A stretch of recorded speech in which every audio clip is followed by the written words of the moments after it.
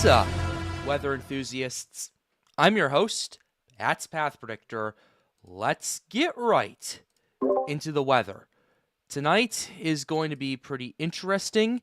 We're going to be streaming for quite a bit. We're going to be talking mainly some tropics, kind of giving an update on what we're looking at, as well as some of the parameters we're potentially paying attention to, as well as a little bit of fun, few and far in between, because hey, there's not much going on right now. We have a little bit of luxury to have that. So we're going to be introducing our callers tonight. First on the line is Yoshi. Yoshi, say hello. Hello. Yeah, next we have Ian. Ian, say hello. What's good? We have Charlie. Say hello, my friend. What's up? Yep, and we have LTW. Say what's good. What's good? All right. Yeah, it looks like Yoshi left for just a second. He'll be back shortly. But yeah, we have a bit more of a full house tonight. We're gonna be talking about some tropics. We're gonna be diving into it pretty soon. But before we do that, is this? Yeah, this thing is live. I just want to say that before the stream even started, we already had like 13 likes on this, which was absolutely incredible. You guys have been coming out and supporting this. Really appreciate it. Thank you for joining. So I want to say that to you guys right there. Thanks for liking it, and be sure you continue to like the stream as well, because we're going to have some fun stuff planned tonight. But with that being said, we're going to go ahead and dive right into it right here. So here's the situation that we're looking at tonight, and I'll go ahead and pull this up on the stream. Okay, here we go. So here's what we have looking at you for tonight. We have a pretty active Eastern Pacific region right now. We have 3 areas of interest tagged over there, all in very close proximity to each other, which is pretty interesting to say the very least. All of which have at least a moderate chance of developing right here in a pretty short amount of time. To the callers, what are your guys' thoughts on what we're seeing in the Eastern Pacific before we shift to the Atlantic? I mean, the Eastern Pacific usually has quite a bit of activity in June. This is not anything new. This is not out of the ordinary. I've seen powerful hurricanes in the month of June here in the East Pacific and stuff like that. So it doesn't surprise me whatsoever. Yeah. Yeah, the sea surface temperatures are really, really above average over there, and the Enso phase being neutral doesn't really surprise me that we're seeing that much activity at the moment. Yeah. LTW, have you been paying attention? Yeah. I just feel like it's just very normal for this. That's fair. That's fair and understandable. I think what's interesting about is we have 2 of these areas of interest that in close proximity that are at least have a 70% probability of development in the next 48 hours. Invest 91 E and Invest 92E. I was kind of tempted to say L because I'm used to the Atlantic, but no, we have to do E because it's the Eastern Pacific. But ultimately, that's going to be pretty interesting to see how either of those pan out. We have another area of interest tagged as well. Just some stuff to kind of talk about a little bit before we dive into the meat of this stream. What I've been paying attention to this for 2 reasons. Number one, to help improve my forecasting. It's been like 6 months since I forecasted a tropical system. That's hurricane season for you. It ends November 30th, starts June 1st. And Number two, just to kind of expand my horizons a little bit, because we do cover the Atlantic quite a bit on the Pat's Path Predictor channel, but not so much the Eastern Pacific. So wanted to kind of branch out a little bit right here. So with that being said, someone's asking what are the next names in the Eastern Pacific. Let me go ahead and take a quick. I know Barbara's next. Yeah. Okay. Yeah, Barbara's next. Yeah. All right. And who knows? Maybe occasionally we'll take a look at the Western Pacific just for the fun of it. Maybe occasionally, yeah. Okay, it's Alvin Barbara Cosme. That's an interesting name. That's a new one right there. Huh. Zelda's also they also have Zelda in here for the EPAC right here. So that's the last name storm. Definitely quite a bit of interesting names to say the very least. Yes. Over here, and let me go ahead and move this over. But you know what the most interesting name is? Isaias in 2020. Yeah, Isaias was definitely an interesting name for sure, and it definitely lived It up to it was, too, being a cat one, potentially cat two, in my opinion at least, in hitting yeah, North I think Carolina. we're in the category too. Yeah, I mean the wins I saw with Jim Cantori over there were pretty incredible. So I yeah, remember when that happened. I saw that live. me That too. was insane. And me That too, was man. intense. That was crazy. But anyway, so that's what we're looking at with the EPAC real quickly. Thank you for the person that tuned in and asked the question. Um, all right, so do we want to just want to dive into the main meat of what's going on? Sure. Sure. All right, let's go ahead and do that Sure. as we're waiting for Yoshi to get back here. Um, I okay. also want to mention. I'm sorry. I Yeah. also want to mention that I'm shocked Isaias was not retired. Given the amount of damage, I'm a little stunned it didn't either. But Same with Sally. That caused almost $8 billion, and it did not get retired. yeah, it was a cat. It was a cat two at landfall, and the interesting part about it is it didn't. It really was slow to weaken as well because of how slow it moved Yeah. in land. So Yeah. It was close to Cat 3. You could make the argument, maybe. that's a bit of a stretch. It was a 105 officially designated. I think there. I think you could. I think 105 is fine with that, in my Yeah, they, opinion. they upped it. I thought they upped it to 110 though Oh, okay. in post If analysis. they did, that yeah. If they did, then you could definitely make. I'd have to look at more of the I data. think It's been yeah, 5 years since the that argument. happened. You can make the argument, but yeah, officially Yeah, it's a 110. It was 110 at for upgrade. sure. Yeah. Yeah. But yeah, that was an interesting one. Yep. How it didn't get retired, I have no idea. Neither, I'm surprised about that too. But alrighty, let's get into the main meat of why we're here tonight.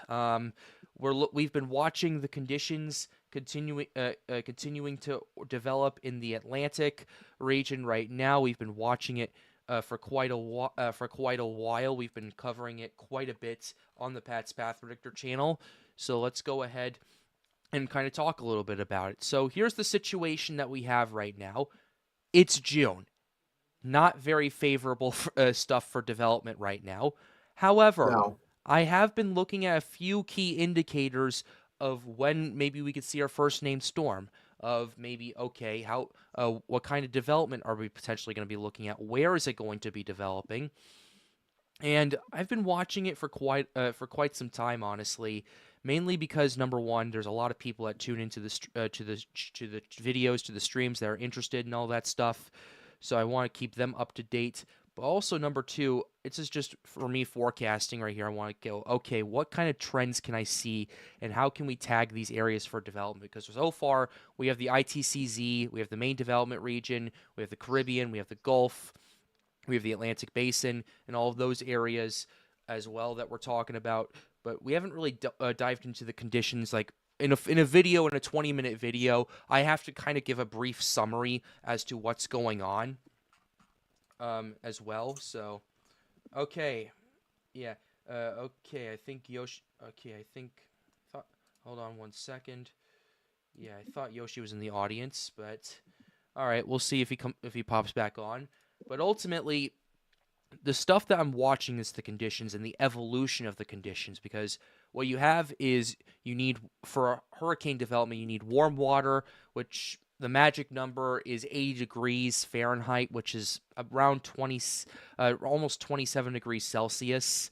You need low wind shear, moisture, vorticity. That's kind of the given that we have right here. So looking at all of those parameters and breaking down all of those parameters is what I do, especially for the month of June. And I look at, okay, what's the water temperature like? What's the wind shear like? What's the moisture like? And how is our vorticity? How are our models initiating? And those are all things that we need to pay attention to as well. So let's go ahead and get started right now, actually. I've been kind of rambling on for about, I'd say, a couple minutes for sure.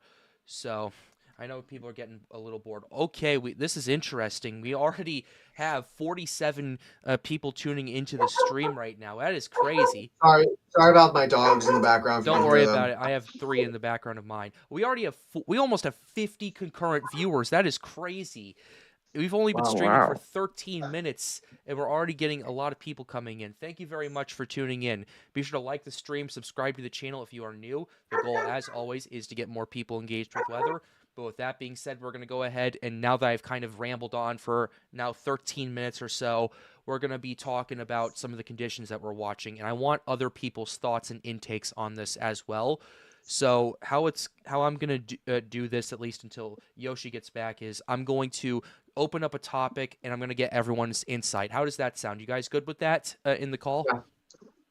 Yeah. Yep. All right. Let's go ahead and do that and have some fun with it. So here's what we're going to start with, and I think for those of you who tune into my videos every day, you're going to know what I'm tuning into, and that is the global sea surface temperatures right here. Well, I say global sea surface temperatures because that's the website I get it from. That's kind of what it was called, but these are the sea surface temperatures of the North Atlantic right here. So here's the situation that we have right here. Generally, what we're looking at, you have this graph right here determining what the temperature is in Celsius, and that's kind of what we're looking at. And we have these color bars right here. Basically, what we're looking at right here is how warm are these waters. So let's take a look at the Northwest Caribbean and Gulf of Mexico right here. What we're looking at right here, especially around the loop current region, is water temperatures either at or exceeded 29 degrees Celsius, which for those of you tuning into the United States is over 84 degrees Fahrenheit. Similar with the Bay of Campeche and Western Gulf as well. You also are seeing a few areas in the main development region that have those water temperatures as well.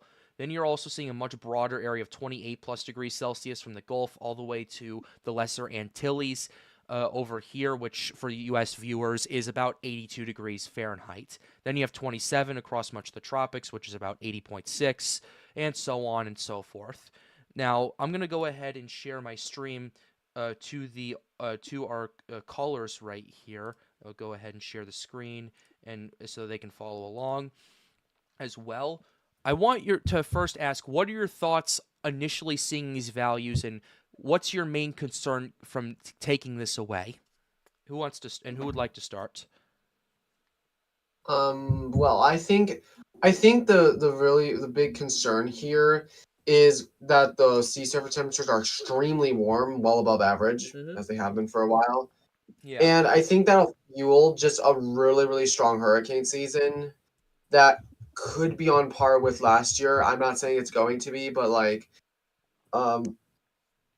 I could see potentially some really powerful storms forming. Heck, I'd even say, considering all the factors that you've mentioned about like July potentially or something like that. Yeah, I've been talking about it. We could see some strong storms in July. I would still hold off on that a little bit, I know. but Take that with a grain of salt. Sure. Like I'm not trying to be a weenie here. yeah, but yeah. Basically, that's what we're paying attention to right there. Yeah. Already off to a good. Would you agree we're already off to a pretty decent starter package for this season? At least. Oh yeah, the Caribbean and the Gulf are really, especially the Gulf. It's like really warming up, which is not a good sign. Yeah. To see. Yeah, same thing here, and it's just June. It's just the start of June, and the waters are going to keep rising. So, water temperatures. So we could have some strong storms in possibly the MDR, or the Caribbean, or the Gulf. Yep. One thing I was kind of alluding to, and I want to show you guys, this is how much the Gulf has warmed over the last 90 days. And here's what we're seeing, especially starting around May 1st. This is when things get interesting. On May 1st, we talked about this a couple streams ago. We were at around a little over 26 degrees Celsius, which is roughly about 79 degrees Fahrenheit. Now, and you have to understand, this isn't one small area of the Gulf. This isn't one buoy or anything like that. This is the average of the entire Gulf region. the entire Gulf. Wow. And what we've been noticing is we've seen, especially from May 1st to June 1st, is a massive, massive increase in the sea surface temperatures. I haven't seen really much like this.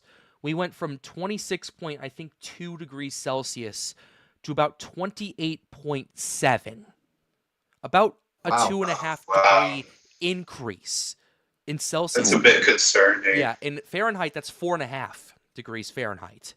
So let's just give you an idea of what kind of increase we're seeing. Let's say you start off in room temperature at 70 degrees, and then after a couple of hours, it goes up to 74.5 like it does at my house over the summer. When I'm in here, there's my dogs, the body heat, and all of that stuff. That's the kind of increase we've seen over an entire synoptic region. Oh, wow. What are your that's the kind of context I like to think about it. I try to conform it from everyday stuff into kind of weather a little bit to explain it better to viewers. But what are your guys' takes and what are your guys' thoughts on just the general increase, especially by this massive of a margin? I mean, that's insane. I don't think I've ever seen anything like it. We are really. Part of me feels like we're heading towards 2023 levels of warm water. I'm not saying we were doing that, but I'm just saying we're. Yeah. That's what it feels like. Wait, are we? How close are we to 2023 levels? We're not. Actually, Let me take a quick look at the climate reanalyzer.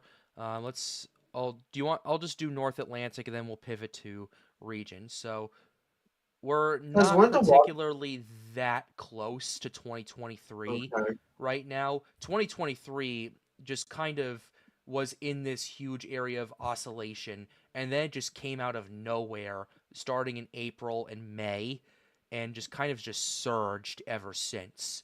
Where we're at right now is for comparison for June 6th, I think, yeah, June 6th, 2023. We were at climatologically in terms of the average temperature, we were at 22.41 degrees Celsius across the entire Atlantic. We're about 21.92, so about a half a degree below what we were seeing previously just in the North Atlantic basin alone. Looking at the MDR, in June 5th, actually, yeah, June 5th was about 27.9 degrees Celsius. We're closer to average this year. And the MDR. In the Gulf, it's a bit of a different story. Gulf, we actually eclipsed the 2023 levels. Yeah, let me see if we can extrapolate that a little bit. Yeah, we actually have eclipsed those 2023 levels. Well, that's not good. Wasn't 2023 like the warmest Gulf waters on record, or what? We saw over 100 degree. We saw over 100 degree waters in parts of the Florida Keys in 2023. Oh, wow. Let's hope we don't see that this year, because if a hurricane went over those, that would be catastrophic. Yeah, well, here's the thing about that. Those waters were on the surface and not very deep, so it wouldn't have affected it that much. And besides, it was also just right off the Everglades as well, so it wouldn't have done too much to the hurricane intensity. But what really concerned me was just the coral bleaching and the effect it had on wildlife in the region. That's another thing a lot of people don't think about. Yeah. That's scary. Imagine if there really was 100-degree water temperatures in the middle of the Gulf that were deep. I don't think that's going to happen. I hope not. Yeah, I don't think it's going to happen for at least for a very long time. But if that were the case, then it's not safe to swim. I'm just going to put it there to be quite. Yeah. Yeah. It'll be crazy. Yeah. Okay, someone's asking, Dane is asking, how long will it stay quiet? Will the Bermuda High bring everything to the Gulf? How many Africa waves will come off? Well, we're trying to look at it right now. We're trying to look at each parameter for right now. But to kind of give you the short answer, I would say for how long it's going to stay quiet, it depends on what you define quiet. If you define quiet as in, not seeing one storm at a time, that's not going to happen till August. But if you mean quiet as in when are we going to see our first named system, that's a bit more tricky. But I do think a late June target is the most likely scenario at this current point. So I mean, that's where I'm that's at. like, yeah, that's kind of a late start though, from what That I is a late remember. start, but it's going to probably be one of those scenarios where it starts off slow, but because, as we've talked about in previous streams, there are less fail modes, it's going to escalate pretty fast. When does it Yeah, escalate? I would give it a late July target of when it escalates. yeah, Um, kind like I actually can think of a comparison. 2004. Okay. That was so Hurricane Alex formed at the very end of July and became a Category 3 in early August. I believe that's how Yeah, and strong it got. and these were water temperatures that, at least in the Gulf, that were lower than that. In terms of the North Atlantic, I'll take a quick look at it. They were actually, at least in terms of they were right on the lower edge of the standard deviation in 2004. 2005 was a So different story. 2005 was different. That's when everything Yeah, went like the jump haywire. from '04 to '05 is absolutely insane. Like Yeah, I want to especially see what with the the jump from 2022 to 2023 is. especially with the amount of storms that were in 2004 Yeah, still. not particularly that much. The jump from 2023 to 2024 has been, actually, this is 2020. Hold on. 2023. Oh, hold on a second. Yeah, the jump from 2022 to to 2023 has been quite. Hold on, let me refresh this. This is causing me problems. Okay. 2020. Okay. 20. Yeah, the jump from 2022 to 2023 has been astronomical. Boom to boom. Similar Wow. similar Yeah. shot. Wow. Yeah. Yeah. But I also want to mention, 2004. So Hurricane Alex formed, I think, at the end of July and into early August. Yeah. And then Um, after that, everything started popping off. Go ahead. and also, did last year's Alberto form mid-June? Yeah, Alberto formed in mid-June as well, and then we had Beryl right Yeah. after that. We know what that did. Oh And yeah. and yeah, and Beryl became a Category 5 in early July, Yeah. the Yeah. earliest on record. Yeah. All right, we have almost 60 people tuning into the stream tonight already. Be sure to like the stream and subscribe to the Wow. channel if you are new. This the fastest we have seen people tune in in the streams we've done so far. So thank you for joining us. Be sure to like and subscribe, and we'll continue to update you and continue to provide you coverage here on the Pat's Path Predictor channel. This is absolutely incredible. Okay. All right. Big Red asks, have you noticed that GFS 18Z and Euro AI kind of hinting at something in the June 17th, 19th? I noticed GFS Yeah. was doing that, but GFS I honestly do not like because Yeah, this has been bad with initialization. European Oh my AI, god. I apologize. Let me just finish this up for a second. European AI, okay. There's a little bit of noise there, but it's too early. The floor is your guys's. Yeah, I just sorry, I'm go kind on. of skeptical. Huh? Okay, I'm kind of skeptical on the AI models because I mean they can be good, but also they can do false signals. I've noticed from my experience the past few months looking Sure. at the Western Pacific or the invest over there. Yeah. And as well, it's 10 days out. It's very far. Yep. So you should take it with a grain of salt. And I was looking at the ensemble members, and some ensemble members seem to be hinting at something in the um in the Caribbean, and then going to Mexico. Yeah, I've been looking at that as well. I'm just going to take it with a grain of salt. I'm not going to really worry about that For until it right gets like now, closer. yeah. For right now, I want to wait for more data and see how this goes. But right now, I'm just treating this as the GFS being the GFS. So thank you for the Yeah. question. But yeah, what's the difference between this year and last year? Well, there's been a few differences. So here's what we had last year. We'll break it down in terms of all the conditions, since we've been kind of talking about SSTs and all of that stuff, and I want to start pivoting towards more of the other, like more towards OHC, more towards shear and other conditions as well. Here's what we had Alright. from last year. We can actually pull up some archives actually from, thankfully, our guys in the from the University of Miami. Right here, we can pull up some archives. So here's what we had at this point in June of 2020 in 2024. So here was our data. This is June 6, 2024. This was our ocean heat content right here. You guys are seeing this on the stream, right? In the call. Yeah, I see it. Yeah. I see it. Like, this was bonkers to look at this time last year. Yeah. Yeah. No wonder why a storm formed so early. Yeah, Beryl just went through a lot of this very favorable OHC and didn't even sap any of it because of how fast it moved. You had a Cat 5 with Beryl, let alone moving at 20 miles an hour. That's a combination pretty fast. You don't see very often. Like, normally with 20 mile per hour systems, like, they tear themselves apart generally.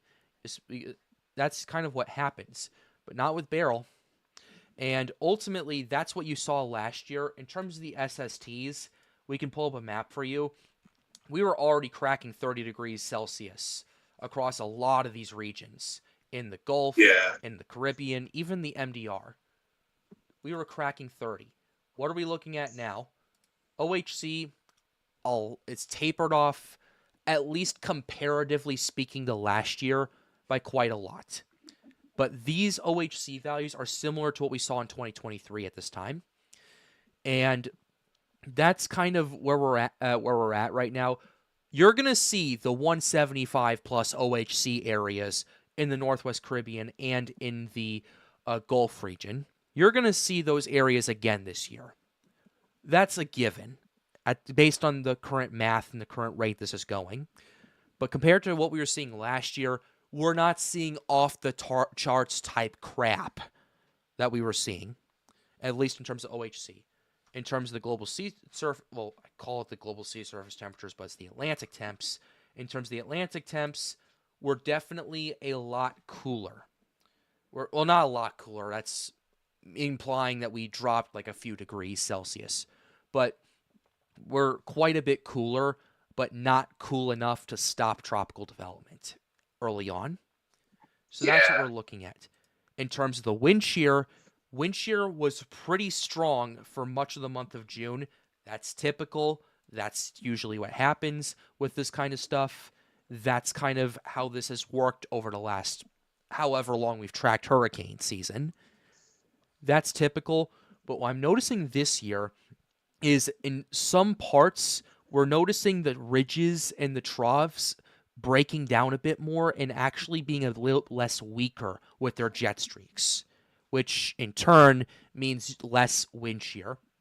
And part of the reason I'm so concerned about the MDR and why I've been flagging it in every single video of mine is because I've been noticing below average wind shear over there, especially compared to what we were seeing last year. Last year, we had a lot of wind shear, especially early on in the Atlantic, that eventually kind of weakened thanks to during Beryl, and then just shut itself and kept July pretty quiet. It started at weakening trend in late July as we forecast every year, but what I'm noticing this year is the jet streaks, which normally I've seen, at least last year, we saw like 80 to 90 knot jet streaks, especially in parts of the MDR where these higher values are. We've seen at most like 70, which that's a pretty big drop off right there based on what I've been seeing so far compared to last year. Now, that can change, things can fluctuate, but the models aren't particularly that fantastic with it in terms of how much shear we're looking at. Hey, Yoshi's actually back in the call. Yoshi, how are you doing? I'm doing good, Pat. I was looking at the Tropical Tidbits analogs here. I'm just going through them and seeing what they mean here. Yeah. According to Tropical Tidbits, which I'm gonna be honest, comparative to like an actual human, like going up and looking through the data and making analogs, it's not that good at doing that versus an actual human, but it's Sure. definitely quicker because it's automated. Yeah. Looking at the top 5 analogs for our current SST pattern, not the future, the forecasted SST pattern, but the SST pattern right now, we got 1975, 1999, 2011, 2000, and 1976, Okay. which the highest is 0.48 out of, I believe, 1. So we're not even. This year is quite special in its own right. All right. So you can't really create much analogs out of that unless if you manually look through that. And again, this is according to Tropical Tidbit's own thing, which is CDOS, Okay. which is very well CDOS SSTs, which is very well known for a very cold bias in the MDR, primarily due to the fact it is satellite only. Yeah. However, if we decide to look at the mean for the analogs of the current SST analysis, we get a somewhat La Nina negative PDO look in the Eastern Atlantic, which would slightly shut that off. Yeah. And then, weirdly enough, we have an Indian Ocean dipple, which for those that don't know is another way of looking at Yeah. the Indian Ocean sea surface temperatures, and that Sure. reflects La Nina or El Nino. And it has a more plus IOD look, which is forecast to switch over in a couple of months here. But Yeah. for the actual Atlantic, we see that we have a very warm subtropics and a very cold MDR in this seasonal analog here, which is just not happening, All right. which is a bit weird. Sure. Yeah. So if But it oh, it go ahead. but looking at the tropical cyclone frequency anomaly, which is slightly less factored by SSTs, which it is inaccurate at, and more by ridge patterns here. Yeah. It looks like it wants a lot more recurves. We see a lot less Gulf activity, except for the Bay of Campeche here, Yeah. which slams a whole lot of storms into Mexico. We don't see a lot of storms on either side, or a lot of landfalling storms. Hmm. We see a whole lot of recurving All right. patterns. Now, Tropical Tidbits does have more analogs here for based on the NMME SSTA hurricane season forecast. Okay. The NMME, for those that don't know, is a climate model that predicts things like sea surface temperatures and hurricane activity and whatnot. Oh, you're okay. It is an ensemble Oh, I'm of seeing all this. available SST sorry, all available climate models and basically bunches them together, kind of like an ensemble. Okay. So this is the Ensemble is NMME literally forecast. in its name. So the NMME forecast, I have it this pulled is up. during hurricane season. This is August, September, October. So in some months it could be cooler, some months it could be warmer, but this is just generally what the NMME wants us to see. Okay. This is the May forecast, remember. So Sure. we are very outdated on this. We have to wait until tomorrow, actually. Pat, we could have Yeah. made this tomorrow and it would have been way more accurate. Oh yeah, for sure. Oh man.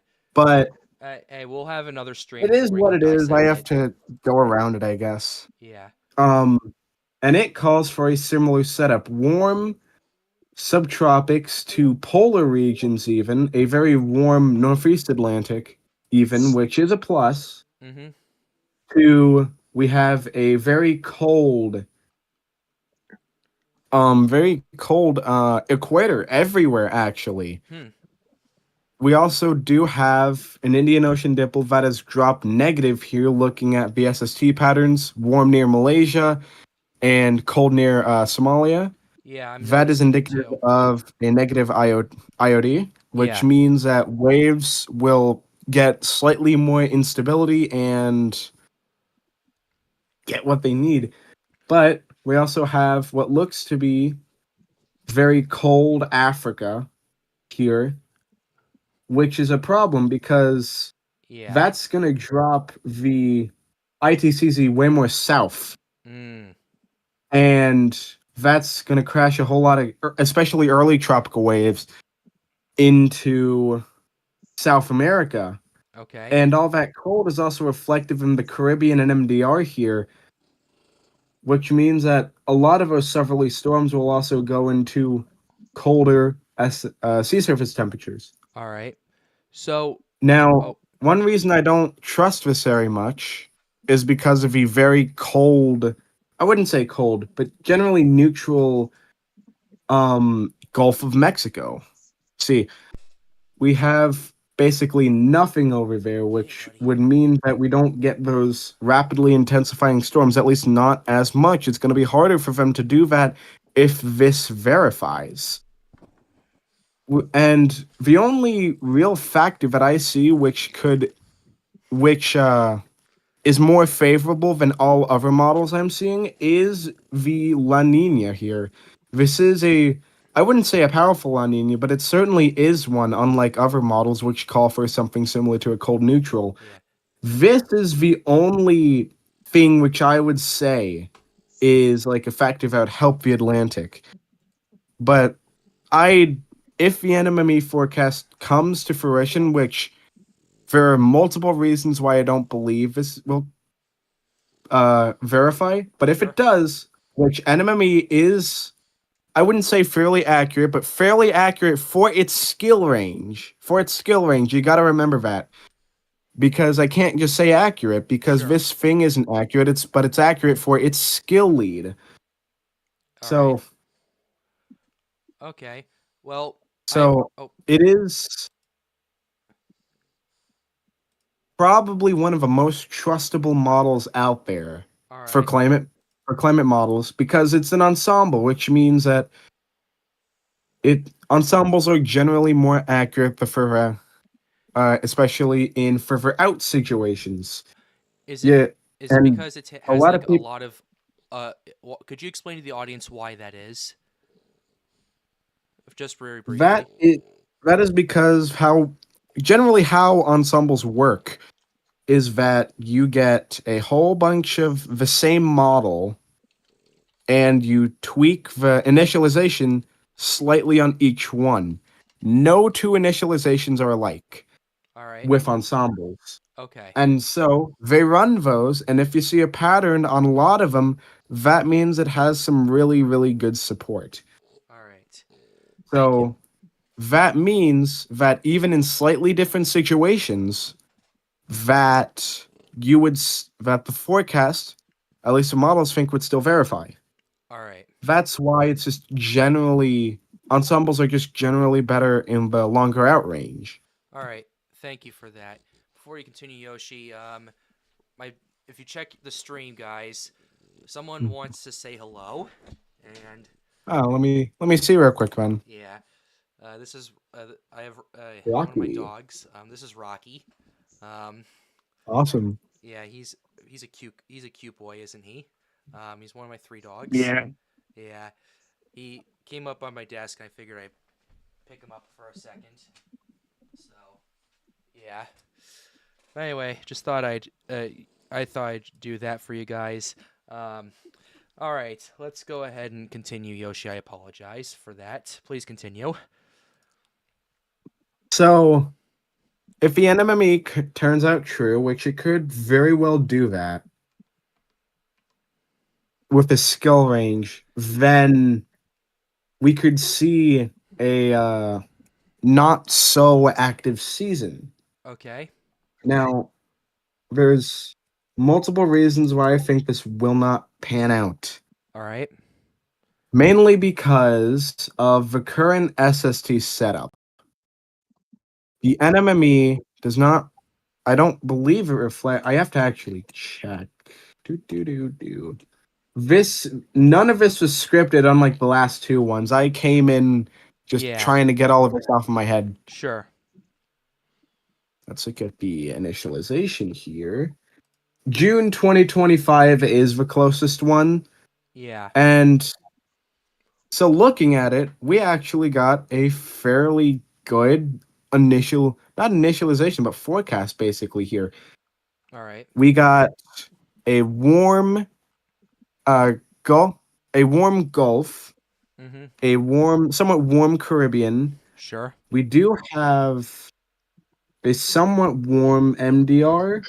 Although I do want to say that the MDR itself right now is warmer than what the June forecast is telling. Yep. I have it right here. Extremely warm, kind of like EOF 2 kind of thing, where basically it goes from basically steering currents, bring the warm water through the subtropics and down into either the East Coast or a place like the Gulf of Mexico or Sure. Caribbean instead of the MDR, Yeah. which would be less than absolute ideal. And showing Oh. showing what we're seeing now, maybe it needs a bit more warmth for the MDR. All right. Someone in chat was asking, because I know we were talking a little bit about this last stream, Mhm. at least in relation to the Gulf, if there is going to be another situation where a ridge starts to develop over there. Let me check that real Yeah, quick. because I want to check that myself, so that way we can take a quick gander and see, okay, what are these height anomalies looking like? Okay, I'm just gonna use the European Like and do that. parameter. Oh, okay, yeah. Looks like there's a trough set up for the next couple of days, low pressure system. Then we're seeing a general ridge pattern really build up across portions of the United States, and I'll pivot this out to the Western Atlantic as well. The Yeah, the European has a ridge set up at initialization, but it does kind of drop a weak trough over here, which could disrupt it for a bit. Then it goes into kind of a ridge setup again, a weakened Yep. one though. Over the entire run, though, it does it's show consistent. something.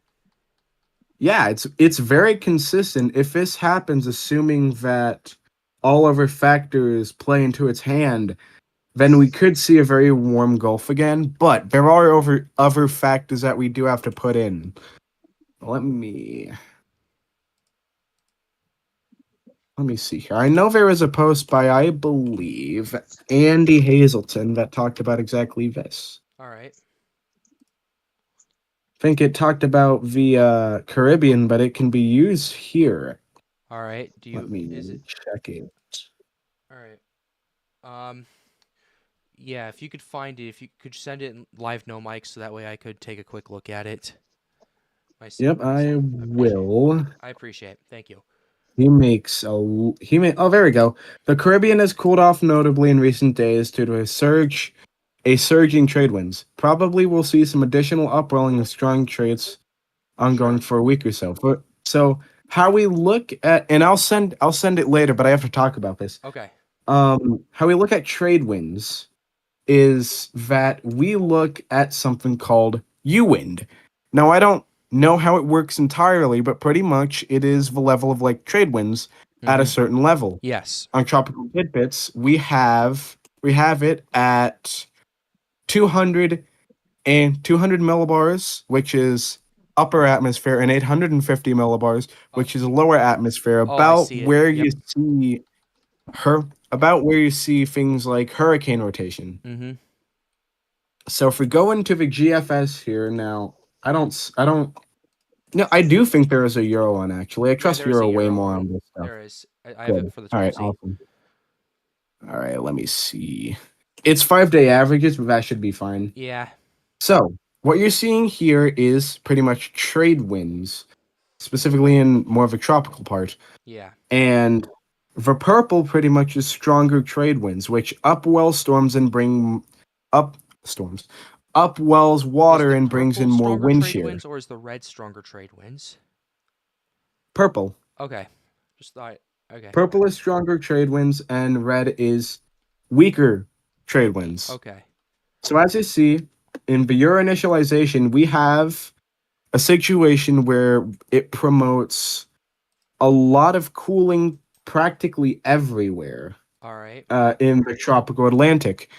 Yeah. Perhaps except for the Gulf of Mexico, but remember that is closer to the subtropical parts of the Earth. Yeah. So that would get affected by opposite forces, All for right. what I know. Okay. And as you see, all this purple in the MDR and the Caribbean, that promotes a whole bunch of cooling. And I don't know what the forecast for this actually is. Let me check. Okay. Okay. So basically, what the forecast is for the Euro, anyways, is that we'll see in the Caribbean, we'll see a whole bunch of cooling down there, especially closer to the Western Caribbean, which may help us later in the season. It really depends if it can recover or not. All right. However, throughout the entire run, it does in the MDR, it does make a switch from stronger trade winds to weaker trade winds. Okay. And soon enough, that encompanies practically all of the MDR. All right. Pretty much, that will I wouldn't say force, but that would definitely help the MDR to get warmer and maybe also put less shear on incoming storms. And Yeah.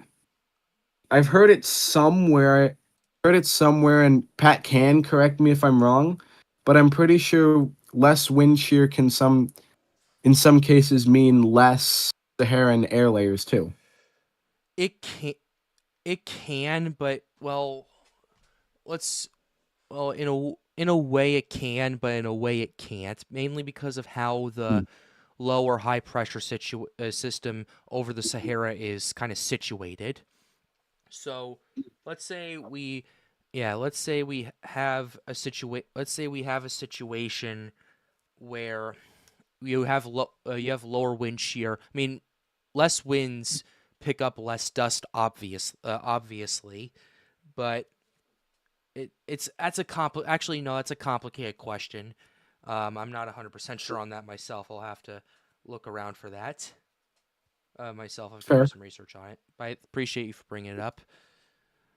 But yeah, so this year, SST wise, is going to be extremely complicated. And if I'm going to have to be a bit more personal here, it has been very slightly stressful for me trying to figure out this SST pattern because we got people saying, oh, the SST pattern right here we have is bad, or and another person saying it's good, or another person saying, well, it's bad now, but it will become good, and then it doesn't come into fruition. It's very hard forecasting SSTs already, Yeah. SST patterns. And this year, I don't know what's up with it, but it has gotten so much worse with forecasting. Okay. It is genuinely crazy.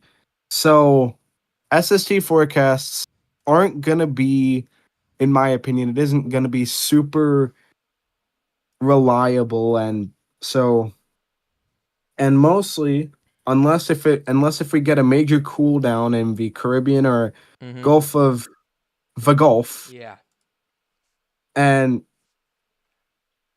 then we wouldn't have to worry about SST forecasts anyways until around August. Sure. That's when it starts to actually become important. Yep. So if anyone says, oh, and that includes me, since I've said this before, oh, this SST pattern is very important because this SST pattern is very important because don't follow them.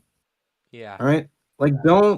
They may be a good weatherman, they may be a good forecaster. If they say that SST stuff, don't throw them out, but throw that SST forecast out because it's going to be really, really, really hard. Oh yeah. And I've Because it depends on a learned lot of that factors. recently. Yeah, and those factors are really changing this year. Yep. I don't know if it's just the fact that I've learned a lot more, Mm-hmm. or if it really is just getting really hard this year to forecast SSTs. Yeah, the way I look at it is I kind of mainly rely on climatological trends, and I mainly look at kind of, especially in the Western Caribbean, what kind of synoptic features are there, because I honestly do not know how to forecast for SSTs in the Atlantic Ocean as a whole. The best place I can do it is maybe in the Gulf or the Caribbean, but that's more of a, is it going to heat up or is it going to cool down type of thing. So It's it's very somewhat complicated. complicated, and I'm going to Yeah, leave you that have for to our learn marine things about biologists. U winds, how upper level winds, not upper level winds, yeah, maybe upper level winds, but winds in general affect this sort of stuff, how upwelling works, how high pressures and low pressures affect warming and cooling, and how even other SST patterns in other basins can affect our SST pattern here. Yeah, So it is very complicated, and I probably just gotten through like the surface of the entire iceberg of sure. hurricane forecasting. Yeah, pretty much.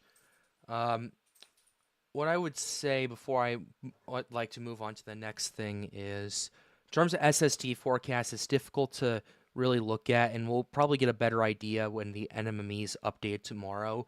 But right now, don't focus too much on that until late July, because that's when I would start to be more concerned about it. Because once you get into August, things start to ramp up climatologically, and we'll have to pay attention to that as well.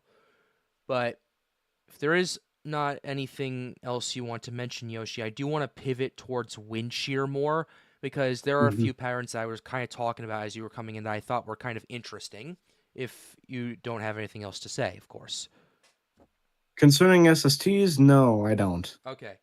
Looking at the wind shear patterns, it's been kind of interesting to see how they've been panning out. I would say, because looking at wind shear right now, it's going to fluctuate. It's up and down for much of June. It's going to be very unfavorable. Like I said at the beginning of the stream, pretty unfavorable. But what I'm noticing is the jet streaks in the tropics have definitely been a bit weaker than what I've seen last year. I would say. In terms of at this time last year, I was seeing like a lot of like I was seeing some like 80s and 90s, not maxes, in a lot of the Atlantic. We're down to about 70 max so far, which that in itself doesn't say anything to me personally. That's a fluctuation that's going to happen. But I've been watching some of the returns. In fact, the Europeans been picking up, at least in the forecast for the near future. We're looking at less wind shear than average across much of the main development region. It's not for like one day or anything like that. For the 5 day averages, it starts from days 5 to 9 and it goes all the way till the end of the run. And I want you guys to take a look at that. And I want your guys' thoughts on this. And Charlie, I know you're still in here. I know Ian and LTW had to leave, but I wanted your guys' thoughts on kind of what we're looking at and kind of what kind of indication this could potentially mean. Okay. Well, you want to go first? Whoever wants to go. I'll let him Okay. go first. So, oh, okay. Yoshi, can you go first? All right. No, I said I'll let you go first. Oh, All right, yeah, Charlie, yeah. go I ahead. bet. Okay. Anyways, I think is obviously not a great trend because less wind shear, obviously, as we know, can let storms happen. Yeah. But I also have been noticing that despite average to potentially last average wind shear in the subtropics, which I also kind of want to say that actually can sometimes help increase the threat for subtropical systems that do sometimes impact land. But Okay. focusing on tropics, um, the weaker wind shear is definitely concerning, especially as we go into July and August. All right. I mean, this is just 2 weeks, but I'm already seeing this and how consistent it is. I'm not liking Yeah. it. Yoshi, your thoughts? Going to the run itself on my screen here, Sure. I'm gonna be honest. I'm having the exact opposite thoughts here. Okay. Because the wind, it looks like just general fluctuations, Sure. right? Because we had the same thing a couple weeks ago, and it goes from high shear to slightly lower shear, and then it looks to try to go back to a normal or higher shear environment. And the GFS also kind of supports such a thing because it has jet streaks all through the upper MDR the entire run. Yeah. And I would say I would have a neutral mentality over it, but if you look at the Gulf of Mexico here, Sure. you see that it suddenly decides to take a whole bunch of higher wind shear. Yeah. And Yeah. I'm not I'm not saying this for certain, but if it does actually pan out similar to this, then we may see for the first and middle parts of May, an In almost June. complete shut off of where we usually have our tropical systems form. All right. And this goes out to June 22nd. Anything after that, we really don't know. But Yeah. it can't go from this high of wind shear into pockets of absolutely nothing in a day or two, right? No. So I think that this general SST pattern is one, not only not really that concerning, but two, it actually looks like less favorable conditions for tropical systems, at least for this current month. Okay. And we could see a complete shutoff of the Atlantic due to a mix of factors until maybe the 25th if this pans out. All right. The only thing that would possibly save the Atlantic is a favorable MGO. And even then, the Eastern Pacific may steal all the energy from it. And Yeah. it'll use that up, and it won't have as much time going into the Atlantic, it looks like, on the models. Yeah. So Looking at the MJO. we initially thought I'll take a quick an look. early June kind of thing, and then more like middle June, and now we're thinking late June. Yeah. Right? We keep going back on, oh, when's our first storm? When's our first storm? And I'm gonna be honest, doesn't sound that doesn't sound like something out of a super active season. But one thing I gotta remember, one thing you gotta remember, Pat, one thing everyone has to remember is that just because we don't see early season activity doesn't mean it will be an active season. Right. Someone here, I don't know if it was you, Charlie, Yeah. but someone said something about 2004. That season didn't start Yep. until late July, and everyone, especially in Florida, knows what happened with 2004. So just because we're not seeing this early season stuff doesn't mean that we won't see a super active season. But this certainly isn't helping much in the season either, All right? right. So I'm gonna be on the complete opposite side versus Pat and Charlie here, and I'm gonna say that this does not look like a very conductive pattern for tropical systems. Yeah. You Thank you. mentioned the MJO, and I was actually looking at looking at some of the divergence and the VP anomalies right here. Looks like according to the EPS, we're actually, at least according to the 7-day average, we actually have quite a bit more divergence right now going until about the 20th. Then it actually starts to become more convergent and shut down a little bit. Similar to your point, Yoshi. I was looking at that as well while you were talking. Looking at the anomalies just Interesting. on itself. Looking at it, looks like we do have a favorable pattern. We have a MJO pattern favorable starting in the next few days, and then kind of hovering around much of the Western Hemisphere for the next until about June 15th or so, and then things start to become a little bit more favorable and then a bit more noisy and on average as the MJO weekends. So I thought that was pretty interesting. That's from the European ensemble. Looking at the GFS ensemble just for comparison, just because I'm just to take a quick gander at it. The GFS definitely has a lot stronger of a signal and a lot more concentrated, which I'm not trusting for obvious reasons. But it ultimately lingers here until the 20th, till about the 22nd is when the last signal moves and we start becoming a bit more convergent aloft. And if you want, basically, for a favorable MJO development, what you're looking for is convergence at the surface and divergence aloft. That is also more favorable for tropical development as well. Because, I mean, that warm water and that evaporation has to go somewhere. And if it's being forced up thanks to convergence at the surface and divergence aloft, that helps for more forcing. That's generally what produces some of your tropical convection in some of these areas. I'm noticing we noticed a little bit of stuff happening in Cuba earlier today. I was watching that, so just thought I'd point that out as well. So we just pay attention to that as well. But yeah, Now, I did bring up much more. Those maps on Tropical Tidbits are fine, sure. but there's definitely better ways at looking at the MJO specifically.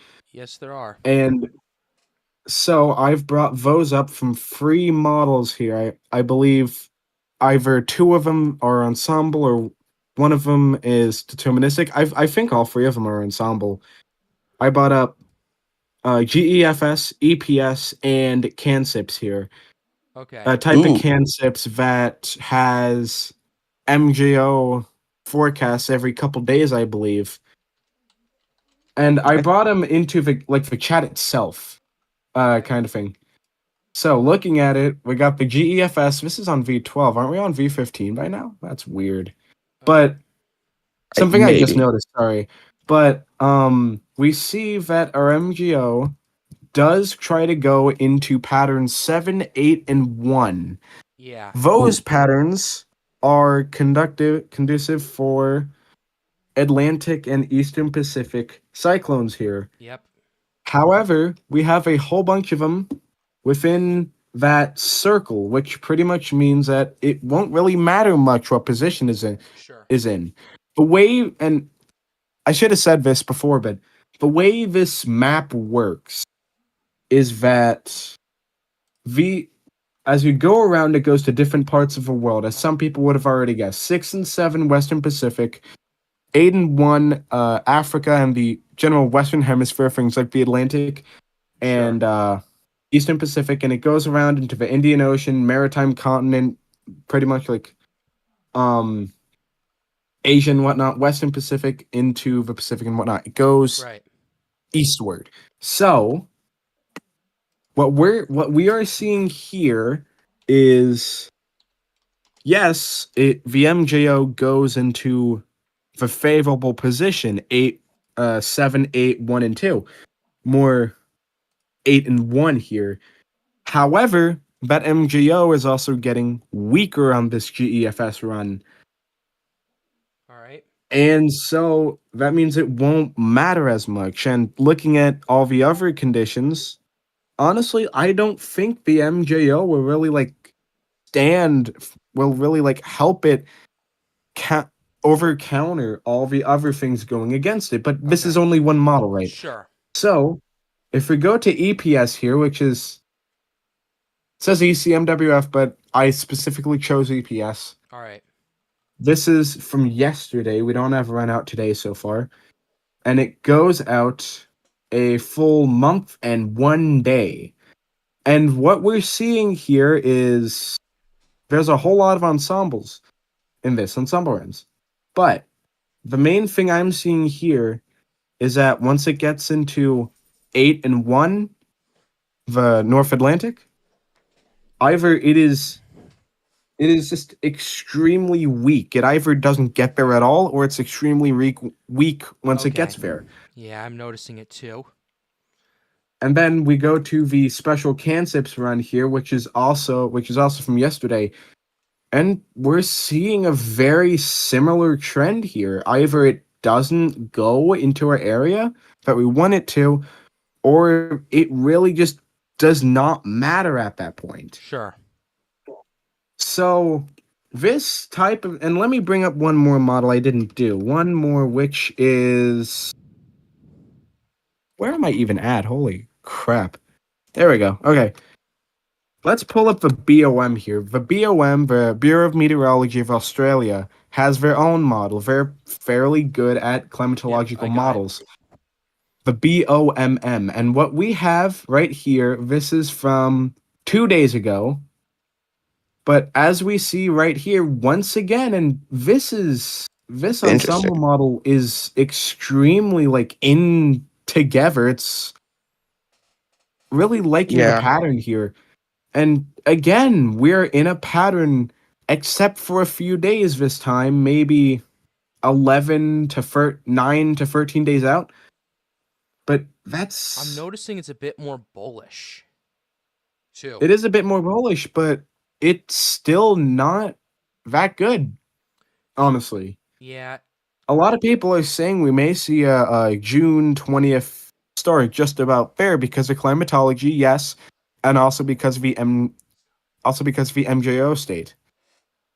But I'm gonna be honest, looking at this, either I am missing something or I don't see a June 20th start date. I see a later one. I mean, honestly, the way I'm looking at this right now, in terms of how long it's going to stay quiet, yeah, just, June's we're kind of used to slow starts for hurricane season anyway, but the way I'm looking at this, June 20th, the way I'm looking at it, based on the early returns I'm getting from the runs, it's a bit unfeasible given what I'm looking at right now. Could I potentially rule out anything a little bit later in June? We'll have to wait for more data, but I I'm just yeah, I'm looking at right now. Conditions aren't exactly the most favorable for development, at least for the next 2 weeks.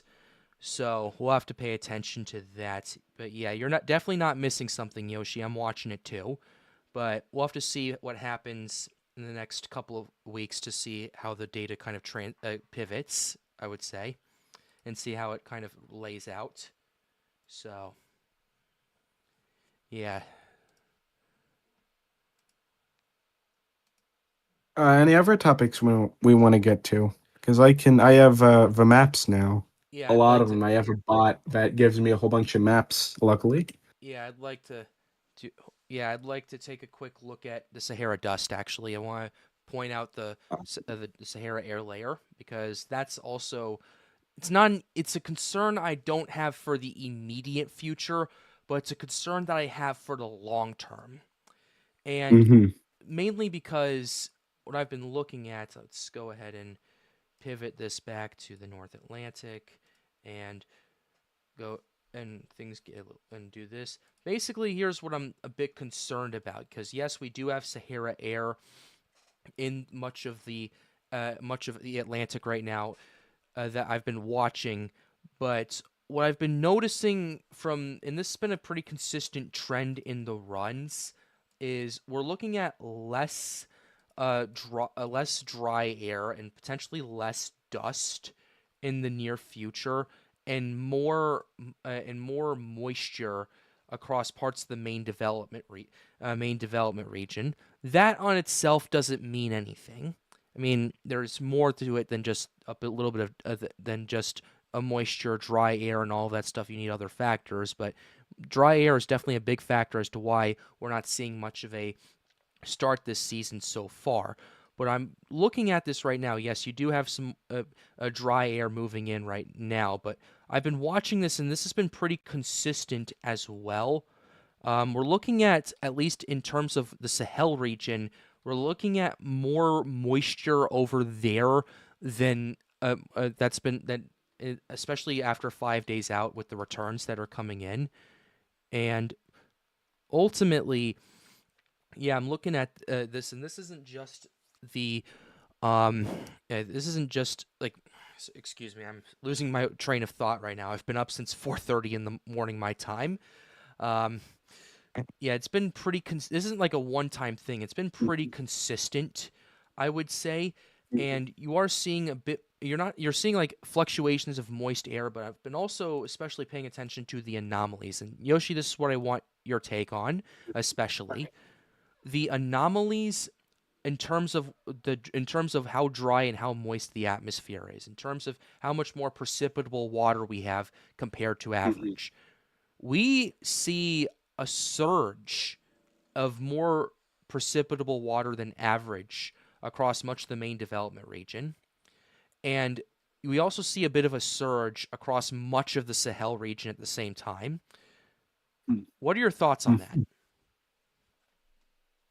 This is what I've Now, been really concerned about. the first surge on the models, I believe, is just a fairly large tropical wave plus a break in the SAL. And no matter how strong the SAL will be in any year, there will always be breaks of the SAL, whether it be a few days or for the last time in a couple months. Sure.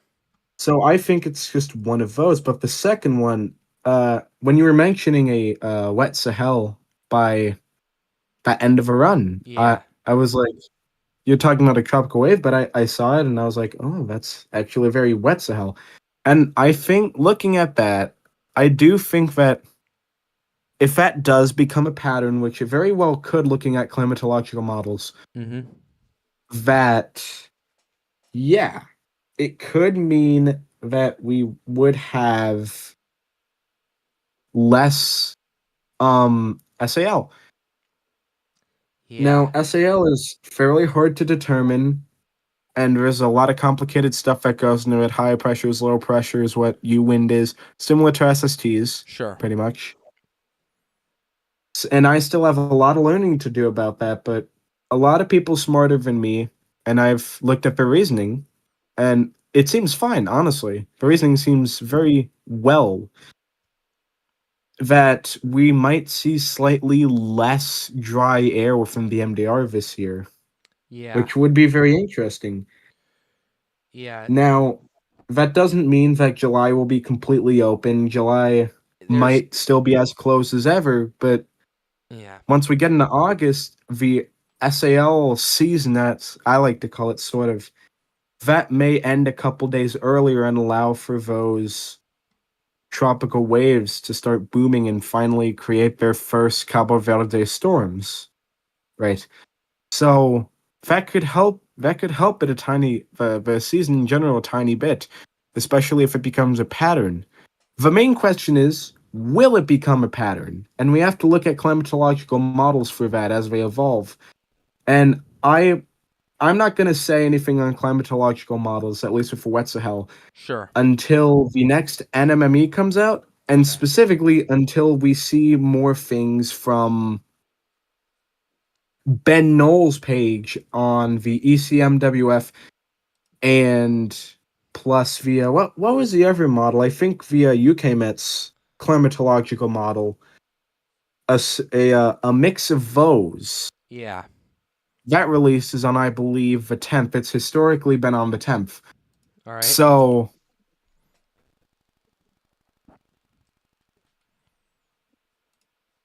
what I think, not gonna really, so I can't really say anything on it, but but stay tuned for it to see if it does become a pattern, because if it does, that would mean that we may get a tiny bit of help in July, and especially some help in August. Yeah, But for again, I can't sure. really say right now because there's a lot more factors that go into this than a wet Sahel. Yes. That's one of the factors, and it's a fairly big factor, but certainly not the only one, you Yeah. know. I remember last year we had correct me if I'm wrong, we had more Sahara dust than anticipated, in part because we didn't have as big of a monsoon season,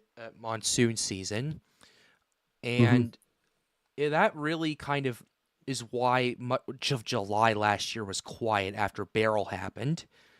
And mhm, the question I have now is, I don't think July is going to be 100% open for business, but if these trends continue and we see less Sahara dust.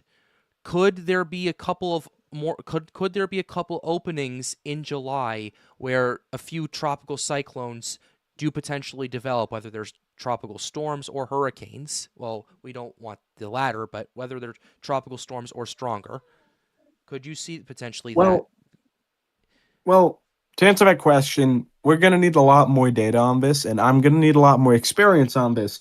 Because if I'm going to be honest, like how exactly the SAL works, I still need to read up on that.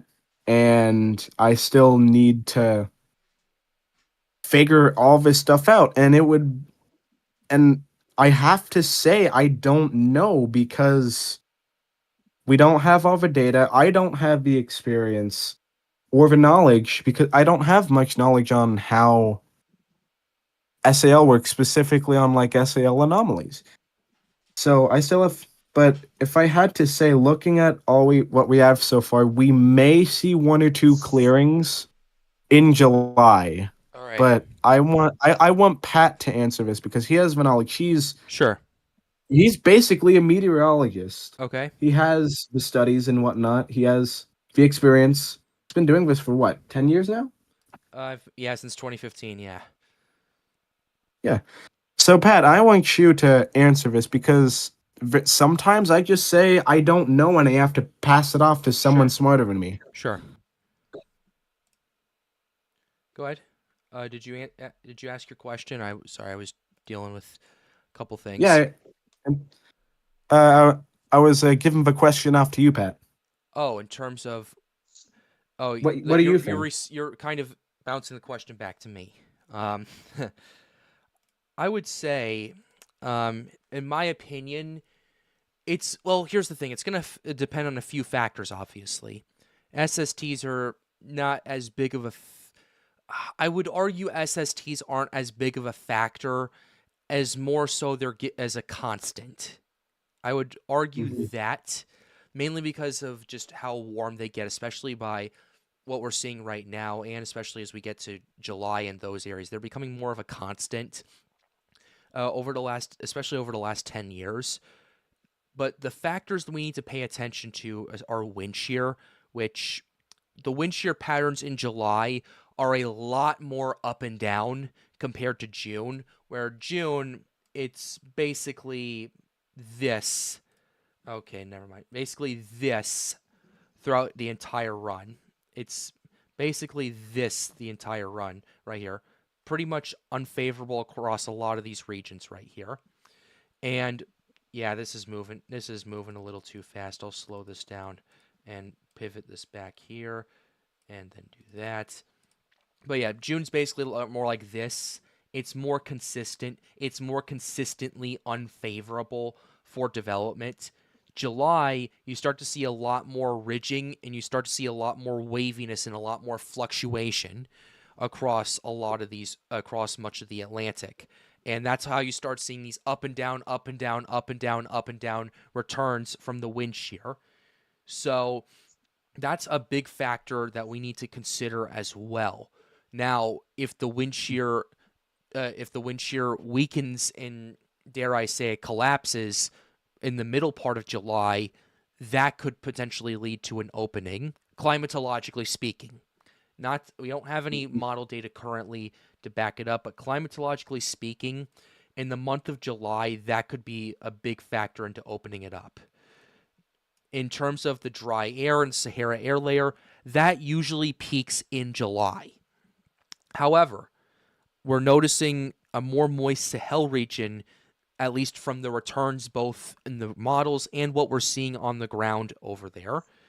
And ultimately, you could see a situation where Sal does not play as big of a role, mainly for that, as well as the fact that we're seeing a more favorable pressure change in terms of where some of that dust is going. Is it going towards Europe or is it moving out in the Atlantic? Basically, what ultimately happens is towards the end of July, going into August, you start. I believe it's a low pressure system based on the way it flows counterclockwise in the northern hemisphere. That kind of develops and kind of stays over parts of the Sahara region and pushes a lot of that dust to Europe.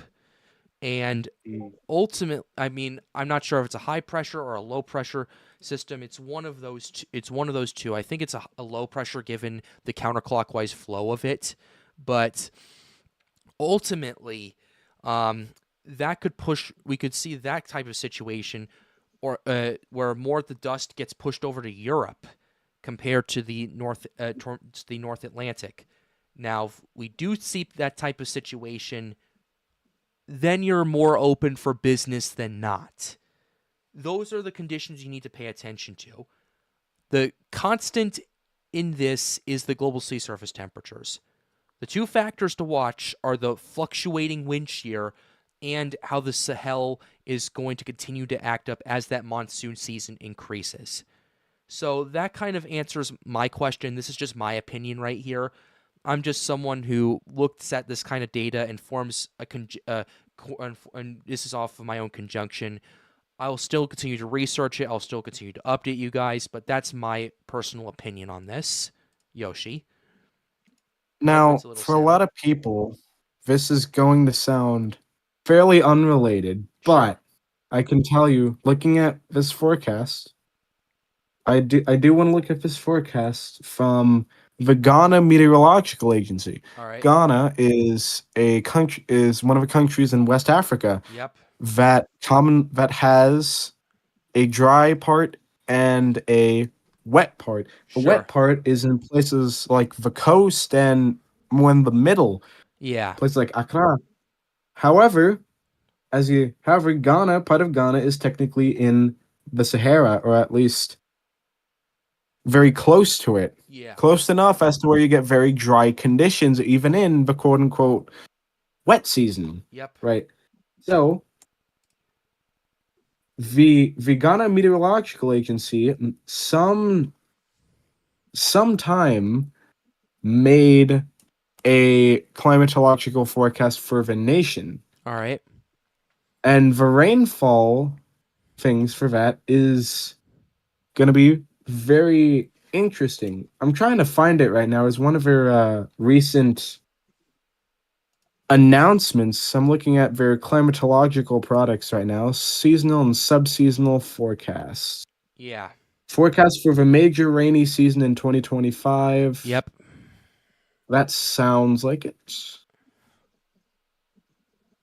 So let's look at that. I'll download the document here. It shouldn't be Just too long. There we go.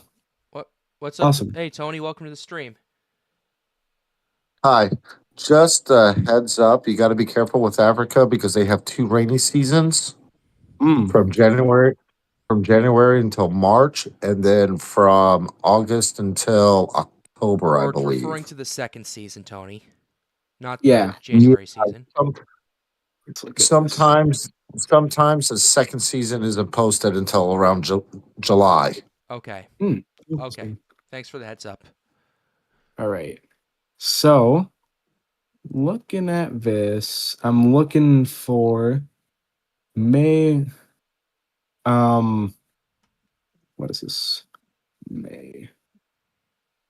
This is March, April, May. Okay. This is April, May, June, and I know they have further out than this. Unless if they don't, I swear they had it. They go out to August in some of these for unrelated stuff. Okay. This is weird. All right. So this is what they say for April, May, June here, at least. The AMJ season is forecast to experience generally normal to below normal rainfall over parts of the country. Some places on the East Coast and forest zones, such as Sapond, Accra, Tema, Ada, Koforidua, Aburi, Ho, and the surrounding areas are predicted to observe above normal to normal rainfall. So let's go to that here. Actually, we got. For those of you wondering why we're looking at this forecast, Ghana, a large part of it is in this. I believe Ghana, part of it is in the Sahel region, and a large part of it, especially around the coast, is in the more tropical region. So that's why we're looking at it, just to kind Mm. of give a general idea of, okay, what are they experiencing and how could this apply to the rest of the Sahel region, and how could this apply to potential tropical waves that come off the coast of Africa. So it's all intertwined, and that's why we're looking at this right now. Did you find it, Yoshi? Um, Climate Atlas. All right. Turns out that one did not have, for some reason, the Ghana Meteorological Agency has has two forecasts, two climatological forecasts, one for the south, one for the north. Sure. And the one I just had was for the south, but but it didn't have the north. So the one I looked at, which got me to look at this now, just about a month ago, I believe, it had the north, but I'm not seeing it. I don't know if they dropped it or what. All Hey, right. climatological services. State of a climate, major season, north season. That might be it. All Weirdly right. enough, it doesn't have links for it. I might have to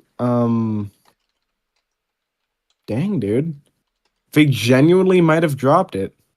Yeah. Sucks. Well, that's Okay. not optimal, but we'll Okay, figure that out.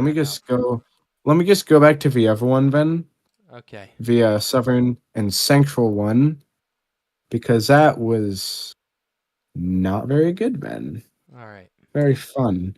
So if we go here, I had the document earlier. There we go. Okay.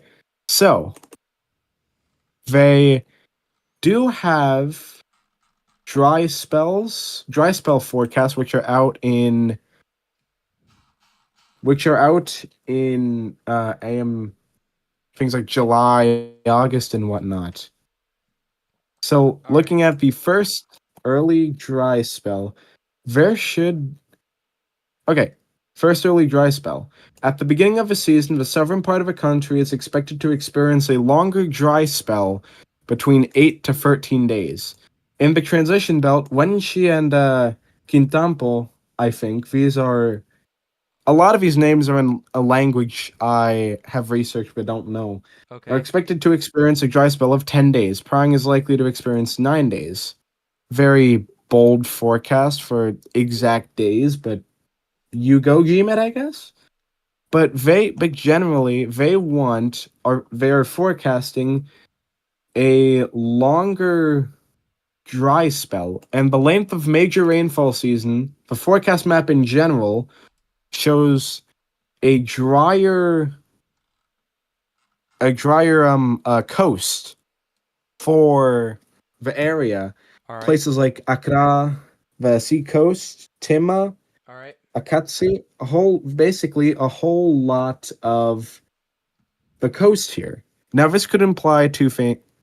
No, this implies one thing because the more central part and the last time I looked at the northern part, that was also fairly average, even slightly above average, I believe, in very northern parts.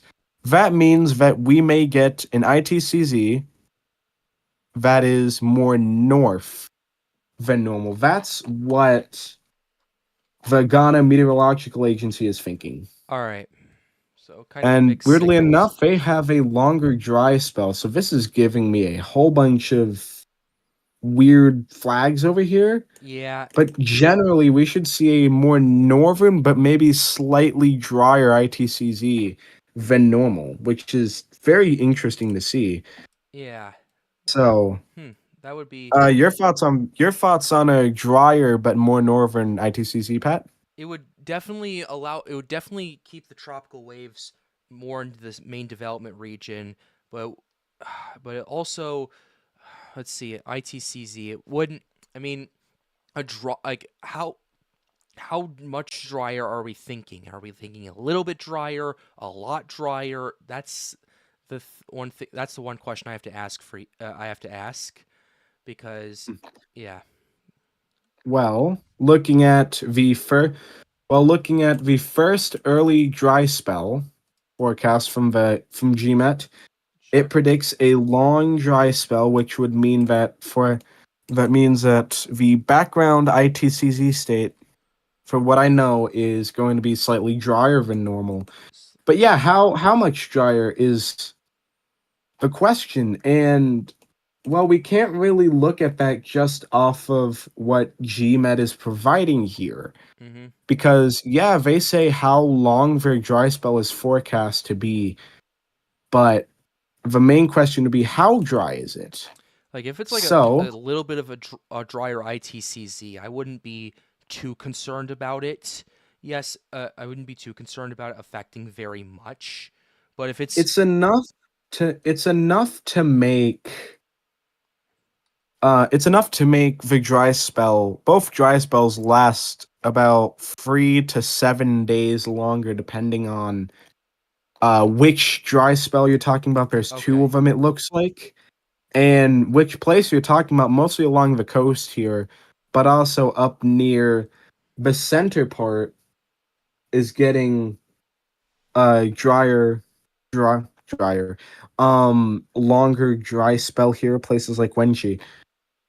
But yeah, GMAT really doesn't like giving us how dry it is, but for what I know, in some cases, this can mean that a longer dry spell may mean a background ITCZ that is drier, and the longer you have it, the drier the background state kind of yeah, is. because And that's really all the data I have from GMET. I was hoping to get some more updated data and some more data on the northern part, which is the one I think is most important, especially for Sahel region. yeah, But it looks like they just don't have that, which is very, very weird, yeah, honestly. yeah. I'll have to do some digging, but I do think if we do see more of those dry slots, then if we do see more of those dry slots, then it could add to more of the dry air, that some more dry air that potential right there. So we'll have to pay attention to that. I'll have to do some research on that, and maybe before the next stream, I'll do a deeper dive in it so we can kind of follow up on that if that's all right. So Yeah, sure. I'm trying to get it right now. June to September. yeah, Seasonal forecast above Greater Horn of Africa. This is a Horn of Africa, though. That's yep, weird. So it's not what I want. yeah. Wait. Okay. We got the northern sector. Okay, We got the northern sector, bros. all right. What's it going? And it includes June, July, All August, right, which is perfect, awesome. perfect. We got the 2025 seasonal forecast for the northern sector, an update for the southern sector, Ghana, May, June, July, June, July, August, and even July, August, September, which is pretty much we got everything. All right. So that's awesome. Could you Love send to that see it. to me in live no mic so I can take a look at it? Absolutely. I'd love to show our audience. Live no mic, here you go. This is from GMET. Okay. Looking at that. It's loading for me. All right. Okay. So let's look at this here. It does also talk about the climate zones of Ghana, which we don't need to talk about that much. We just need to talk about the dry sector and the wet sector. Sure. The coast and forest are the mainly wet sectors. Transition in north. Transition, as you would imagine, gets drier, and then north is incredibly dry. So Yeah. let's look at this here. We're going to go down. The first half of this is 2024 verification. All right. So we can skip that because we're not in 2024 anymore. All right. Now, if we ever wanted to go down for a really deep dive of what this means, I could do that. But no one wants to do that here right now. So Okay. this is May, June, July. We got the cumulative rainfall forecast maps for Yeah. the May, June, July season 2025. Yeah. And as we see, we have drier than normal conditions for the middle part of a country where the ITCZ normally would be. Yeah. So that means that we may see or have already seen a drier ITCZ. Take example, let's go to transition here, which is where it's most pronounced. All right. Normally, in millimeters, it is 386 to 601. Now we're only seeing 380 to 590. This is over all of a season, remember, so even tiny changes would be significant. That's that higher end. That's only a 1 centimeter change. Like that's pretty small, but it could But definitely this is mean. more of an average over 3 months, remember, Pat. Oh, yeah. Now, Those this. are more. Those are more sensitive. Mhm. Now that we have, now if we go to the June, July, August one cumulative rainfall forecast, Mm-hmm. we see a slightly different story, but yet again, a very similar one at the same time. A very dry transition area and forest, which is, again, a lot of where the ITCZ is, but weirdly enough, in the extreme northern section of Ghana here, we have a slightly wetter portion where it really matters, where we Yeah. really want to see it. And it's not even in this isn't even in anomalies here. If we go to the actual rainfall forecast itself, we see that northern Ghana, according to GMAT, is going to get wetter conditions than even the coast, where that's where it's supposed to be a lot of the rain. Is that where the ITCC would set up, especially as it pushes further to the north in by About, July? I believe so. Not on the coast. It normally by now, not by now, but within a month, like in July, June and July, we would normally see it around the forest area into the transition, maybe. Mm-hmm. But now we're seeing it. Now they want it way closer to northern Ghana, which Yeah. is very interesting. If we look at the north here, the normal totals here are 241 to 449. Now it's 230 to 440, which, gonna be honest, looking at the pure numbers here, it's a bit lower, you Yeah. know. So I'm not sure. I guess, yeah, because the north takes up a whole lot of area and it Sure. doesn't really look at those pure, like, really northern places. Mm-hmm. What's interesting though, the East Coast, looking at it from 305 to 578 to 405 to 671. Mm-hmm. That's a jump of almost 100 right there. Yeah. 100 for the floor and very close to 100 for the ceiling here. Mm-hmm. If we go and mainly for drier seasons, the fourth zone is looking a bit wetter actually. The ceiling for it is much lower here, and we're way more sure on it. It's very Yeah. interesting here. But then and then we see that July, August, September here, the northern part of Ghana, which is much closer to the Sahel region, Mm-hmm. that is actually the wettest part of Ghana Yep. during that time. Just saw it. Oh, I am getting a ping here. Okay, that's storm code updates. That's nothing I should worry about right now. Okay. So we got a very wet northern Ghana here. Looking at north, Yep. it encompasses like half of the north here. Mm-hmm. Again, the numbers don't corroborate, so I personally don't know what they're doing between the map team and the number team. I don't think they're We'll communicating. Either yeah. that or I'm getting We'll see something what wrong happens. here. Yeah, I'll have to take a. I'll do a deeper dive in the analytics Pretty a little bit weird. later. Yeah, because clearly I'm missing something. Yeah. Um, But that is interesting to see how this is panning out. And the reason I'm looking at this even in the first place is to kind of see how the Sahel region is going to pop up. And even tiny countries like Ghana can be a big help with their meteorological service and kind of how it's going to set up. and potentially how active it could be. Now, it's just one sample size, but Now, it something that definitely is ramps up. incredibly interesting here, Yeah. and something that is possibly gives us the biggest clue concerning both Ghana's climate and what we may see over the entire ITCZ, is the length of the major rainfall season of Ghana here.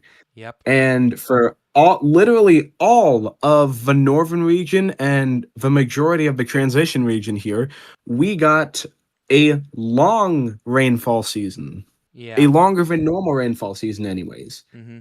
which more than likely means that we may see the ITCC higher for longer, Sure. which means that in the year all around, we may see a more northern ITCZ. Hmm. Now, this, again, while this helps a lot, and I mean a lot, this isn't absolutely everything, No. but it gives us a whole lot of tiny clues that we need to truly see what may happen with the ITCZ over this hurricane season. Sure. And that's going to So, be critical for how potential development occurs and how these tropical waves and how far north or south they'll be. It all interconnects. That's why we focus on this so much. so don't There's no- take the forecast from the small meteorological agencies. Don't throw them out, because the guys in these smaller meteorological agencies know a lot about their terrain, and they know a lot of how to make regional forecasts. And this is a really good example right here. It gives us a lot of clues on what the trained meteorologists think about the ITCZ this season. Yeah. So we'll have to see how that happens. But ultimately, That's the end of that segment here, I guess. well, Tony, if you don't have, do you have anything you'd like to add before we move on to the interesting stuff? Yeah, actually, because haven't really been on. All I've right, been go at ahead, work. Tony. Maybe of this. So there's a lot that comes into play with the African monsoon. Um, we're ex- they're expecting a northwestward shift of the monsoon track. The Enzo, with it being neutral, the East Coast gets more rain. The West Coast, they always go below normal All right. on an East Enzo neutral. It's been like that for years. Okay. Another factor that's coming into play is they have to consider what the Mediterranean winds are doing coming off of the Mediterranean Sea. Sure. How much dust is that going to pick up and inhibit the moisture content over Central Africa? All right. Right now, they are predicting a below average rainfall monsoon for the month of July and August. September is where you start to see the change. That's why you're seeing a northwestward projection of the ITC, All right. because it's going to go more northward and westward than what it usually is.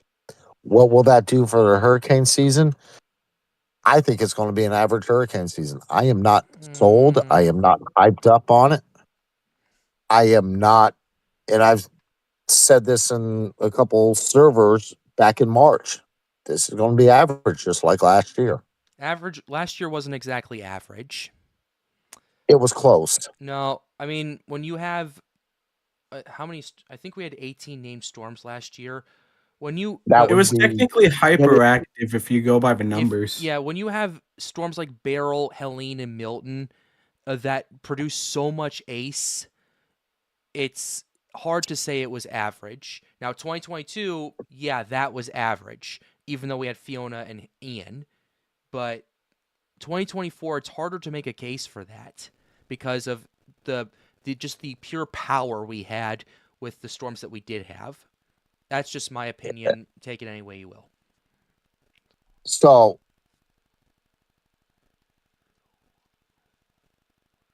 To answer your question about Africa, you're not going to see the tropical development like you normally see in a regular year where it comes off the coast, starts to spin, and you got a tropical depression. It's going to be a little bit further away from Africa.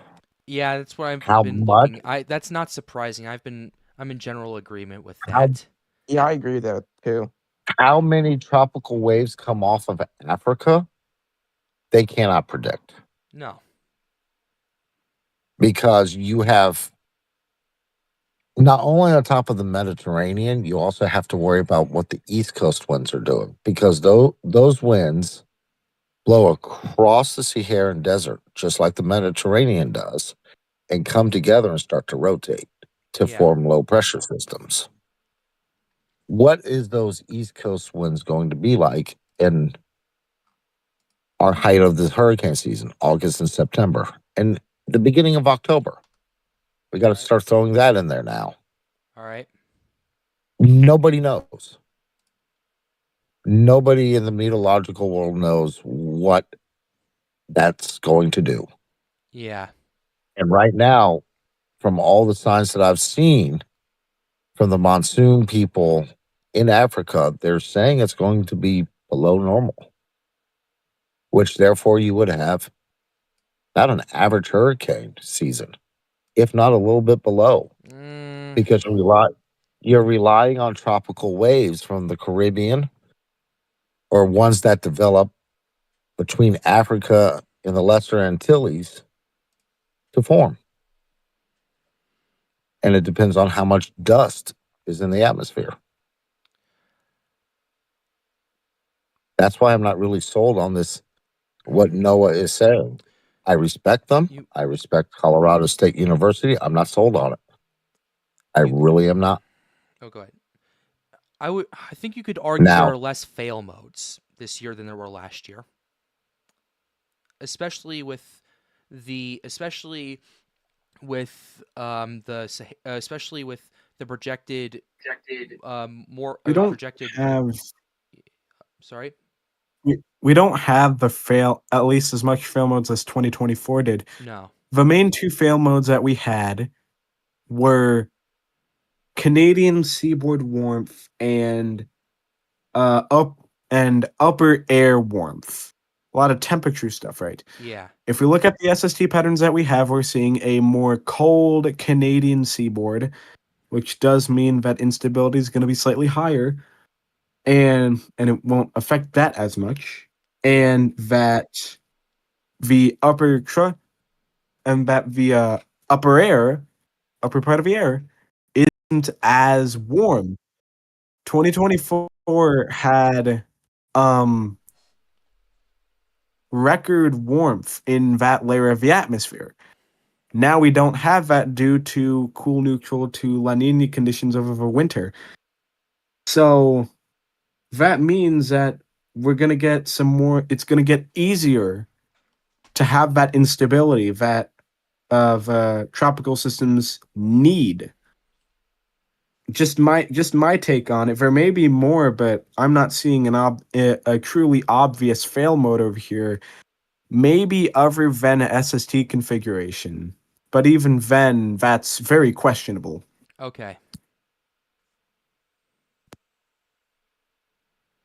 All right. Thank you very much, Yoshi. All right. Is there anything else we want to cover before we move to some other stuff?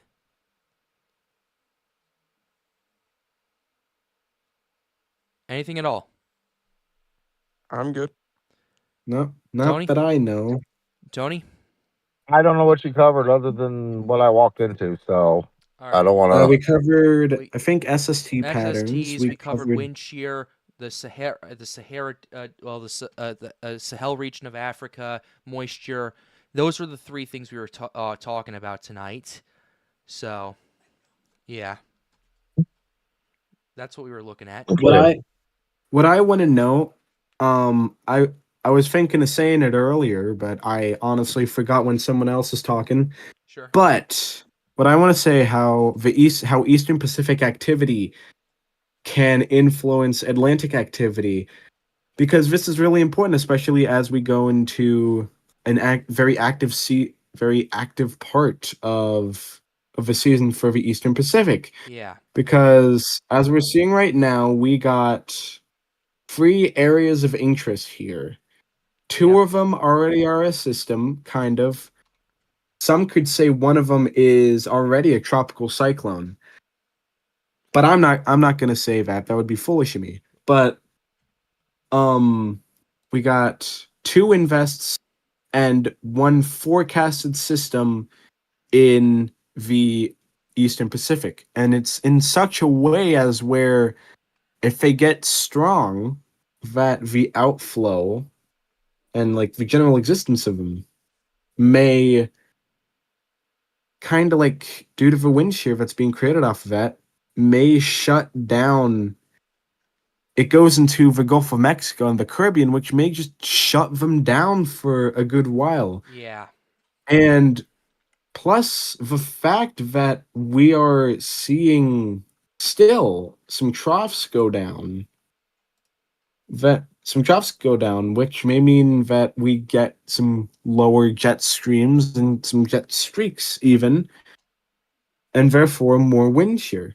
Yeah. And this is one of the reasons I think that we may just see a continued shutdown of the entire Atlantic, especially where we want it to not have a shutdown, really. Mm-hmm. The Gulf of Mexico and Caribbean, they're going to be shut down until at least, honestly, June 25th. A lot of people are saying June 20th. I'm thinking at least June 25th, only because that's the end of where we can reliably, not Yeah. even reliably, forecast at all. Sure. So it's not even that we get into quote unquote favorable conditions. It's that after that, we're going in blind. No models go out this far, maybe other than CFS. Yeah. But come on, who uses CFS deterministic, right? Yeah. So True. I think that for the foreseeable future, for especially in the more reliable ranges up to 168, maybe 240, that we will see a complete shutdown of the Atlantic. And a lot of us have been spoiled by the 2020s, maybe with exception of 2022. But this is normal, right? Yep. This is normal. We don't see our first actual system until June 20th, and we don't see our first hurricane until around August 15th or so. Yeah. But for what I'm thinking, it may beat that June 20th did, and we may go past that without a tropical system. That's what I'm Very personally feasible. thinking. Yeah. I would love to go over the points again, but I've stated them like a million times already, like a broken record. We'd be So- beating a dead horse at that point. I want my question to everyone else in this VC tonight and everyone listening. What do you guys think about all of this? Do you think that the Atlantic would be shut I mean, down I for as can long as I after think? your When do points, you like think it will be? definitely. Let Yoshi finish. When do you guys think the first storm would be, and do you think the Atlantic would be shut down as long as I think it would, or do you have reasons that maybe it won't? All right, you guys have a floor. All right. I mean, I kind of after your points, I do agree. It definitely it probably will be at least a little bit past June 20th for our first name system. Yeah. Pat, fire it. I'm thinking about it right now. Right now, I'm thinking, if anything does, based on what we talked about tonight, if anything does happen in June, it's going to be in the last 5 days. If it happens. But if we continue seeing a very active Eastern Pacific region where it's just bringing wind shear over to the Caribbean and the Atlantic, it's not going to happen. Now, if there's Now I've seen some ensembles showing maybe a few scattered things in the MDR, but that's few and far between. I've been watching them. Definitely been seeing a slight uptick according to the EPS runs, but right now it's just noise. And until I see something conclusive, I'm not going to jump to the conclusion that, oh my God, we're going to see some big development over here. That being said, tropical development around the Western MDR and Lesser Antilles in late June has been the norm for the last 10 years. It has been the norm. Will it continue this year? It's very hard to say. But we've seen an uptick in the ensembles, or at least the presentable ensembles we're seeing right here. Before there were a couple of blips. Now there are like 10 blips with lines. But that still doesn't mean anything. But by and large, if it does happen, it's likely unless something unexpected happens where we see a part of the wind shear or a jet streak collapse. We're not going to probably see anything until probably the last 5 days of June. That's my opinion at the very earliest. So that's my take. Based on what we learned tonight. Tony, you're last up. Is he even there? Oh, He's muted. I'm not even going to speculate on that because we all know weather changes. Of course. It's Yeah. always in motion, and I'm not going to go out on a limb. I'm not even going to speculate that. In the next 7 days, no, there's nothing forming. I think we all agree with that. I can go out 10 days and say with certainty nothing's going to form. After that, I'm not going any further. Okay. All right. Thanks, Tony. All right. Is there anything else we'd like to talk about tonight in terms of tropics? Not that I can think of. Charlie? Yeah, nothing I can. Yeah. Tony? Not that I'm aware of. All right. I guess you know what that means. Take out Miami. Yep. Oh no. Yep. Some hurricane simulator, ladies Let's and go. gentlemen. First of all, where's the one? I know Alex sent one earlier this week. Where did he put that in? I was trying to find it. Oh no. I think I can. I think I might have the Google Drive file Yeah. What's up, saved. Tony? Oh no, we're taking out Alex tonight. Oh boy. Absolutely. Oh boy. We are taking out Alex tonight with a Cat 5 Dorian hurricane. Oh, Let's boy. go. Here we go. All right. We're just going to make that hurricane stall right over Alex. All right. And Hal.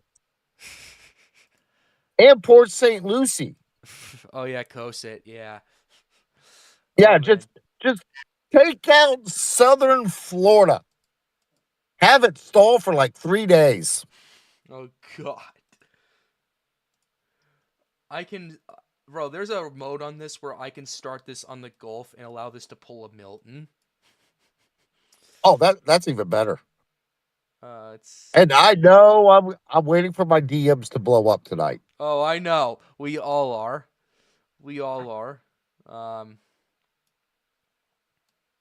No guts, Pat. No guts if you don't do it.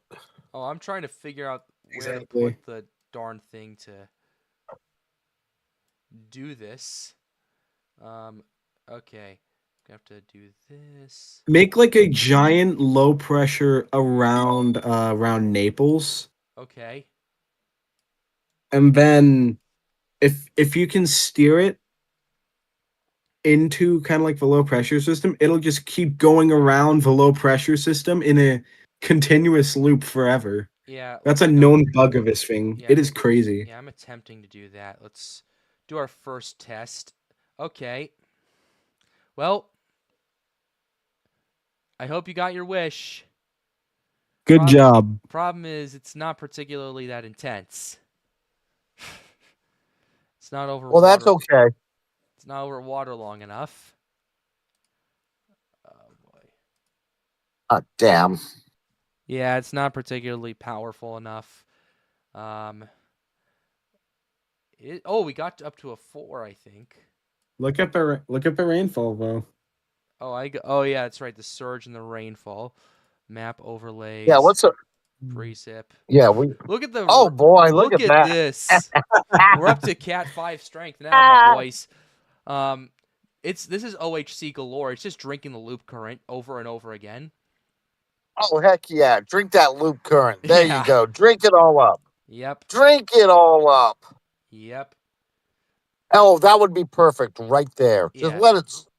Yeah. Okay, there is a question I do want to answer real quick. During Hurricane Laura, I never got the alert by the time they told us to leave. It was too late. Will I get the alert if it comes to the Gulf? Yeah, we'll keep you updated, especially on the Pat's Path Richter channel. We're not going to advise evacuations or anything like that, but we're going to leave that to local authorities, but we will give you the information and all of that stuff. We're going to keep on tabs of it this Reminds me, should we go look at the new hurricane preparedness page? Did they release a new Well, one? No. I mean, do we want to look? Do we want to look at theirs? I was thinking on my site, but theirs would probably be better. It has very long checklist, so. I mean, probably for good reason. Everybody knows to have enough food and water, have your medications, have an evacuation route, have supplies. Not a lot of people know that you have to have like some smaller tools, such as goodness, what was it? Something that can it was a type of wrench that could turn off your house's electricity and water if need be. Yeah. Well, a lot of them in Florida's is pretty much done by a electrical box. So all they got to do is just go in there, and just kill the main panel. That's a type I have, yeah. Well, now as far as the actual wire, you can't touch the actual wire down there in Florida. You'd probably get sent to jail for that one. No, you'll die. It's like 20,000 volts going through there. Yeah, we do not want to die on this. That would not be ideal. So basically, make sure you have a way to cook your food for your non-perishables, like your baked beans and stuff. I personally would use a Coleman stove, like a camping Coleman stove. Those work wonders, and they don't put out the carbon monoxide. Another thing, a lot of people have generators down there now. Yeah. Make sure that generator is not attached to the house because you don't want that carbon monoxide coming into the house and killing you. Nope. Oh, there we go. I found it. It's called a shutoff wrench. And they have those in California because of all the gas lines. Yeah. Unless in Florida's installed gas lines to the houses that I don't know about, but no, not a lot of them, I think. Yeah. Well, and make sure you have like your important documentation, like your birth certificate, your social security card, your some type of ID. Certificates, documents for car and insurance to the car, driver's license, and health, immunization records, social security numbers, and document of social security, stocks, bonds, deeds, written telephone numbers, written credit card numbers, and the credit card itself, passport, and any citizenship records, especially if you are a legal immigrant. Yeah. I mean, it's you just make copies of it, except for your credit cards. You really can't do that. And bank cards and checks. You can write down. Likely, if you lose your actual credit card, I'm pretty sure you can. No, because scammers will try to do that. Never mind, I'm stupid. Yeah, you don't. I was about to say you could just write down your number and ask for a new card. That would be stupid. You can actually, if you use Capital One like I do, I'll throw that out there. You could actually use their app on my phone. Interesting. What's in your wallet, I'm pretty sure a lot of them have that now. Tony, what's in your wallet? You really want to know what's in my wallet? You know, nah, man. Probably nothing. Maybe a few flies. Okay, so I actually have 5 Capital One cards. Okay, man. One of them is actually a $10,000 credit limit. Oh crap. Okay, man. You don't need to flex it, all right? I'm not. You asked what's in my wallet. 5,000, and then I got a couple smaller ones. Oh. I think we got the Oh, that's money a Oh, shot, Irma. guys. yeah. Alex is dead, dude. Oh, bro. Sorry, Oh man. yeah, he's cooked. Beautiful. Brother. Beautiful. They're all cooked. Yeah, Alex, All of the take that. Everglades is Take that, gone. Alex. Yep.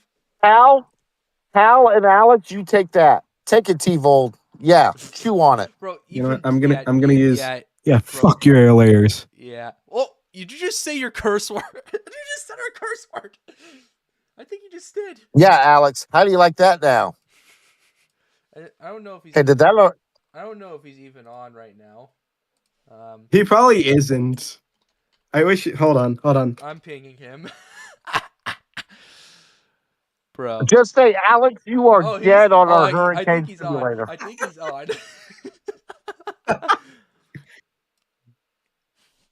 Hey, does that go up to New Jersey? Oh no, it goes it into the stops Appalachian. over No. Georgia. It goes into South Carolina. Oh, good. Take out Georgia too, please. Just Yeah. take out Atlanta. Yeah, Mm. for sure. We'll definitely take Can that we in take consideration. out New York City real quick too? Oh yeah, I can adjust the stuff. Oh yeah, go ahead because I won't be here. Go ahead, take it out. Yeah. Okay, let's do this. Look, I would love to see New York City get torn up by a Cat 5. Yeah. Crazy. No, that's not gonna happen. No, it's gonna die It just in moved, Florida bro. It just probably. moved into. Nope, we killed Tyler instead.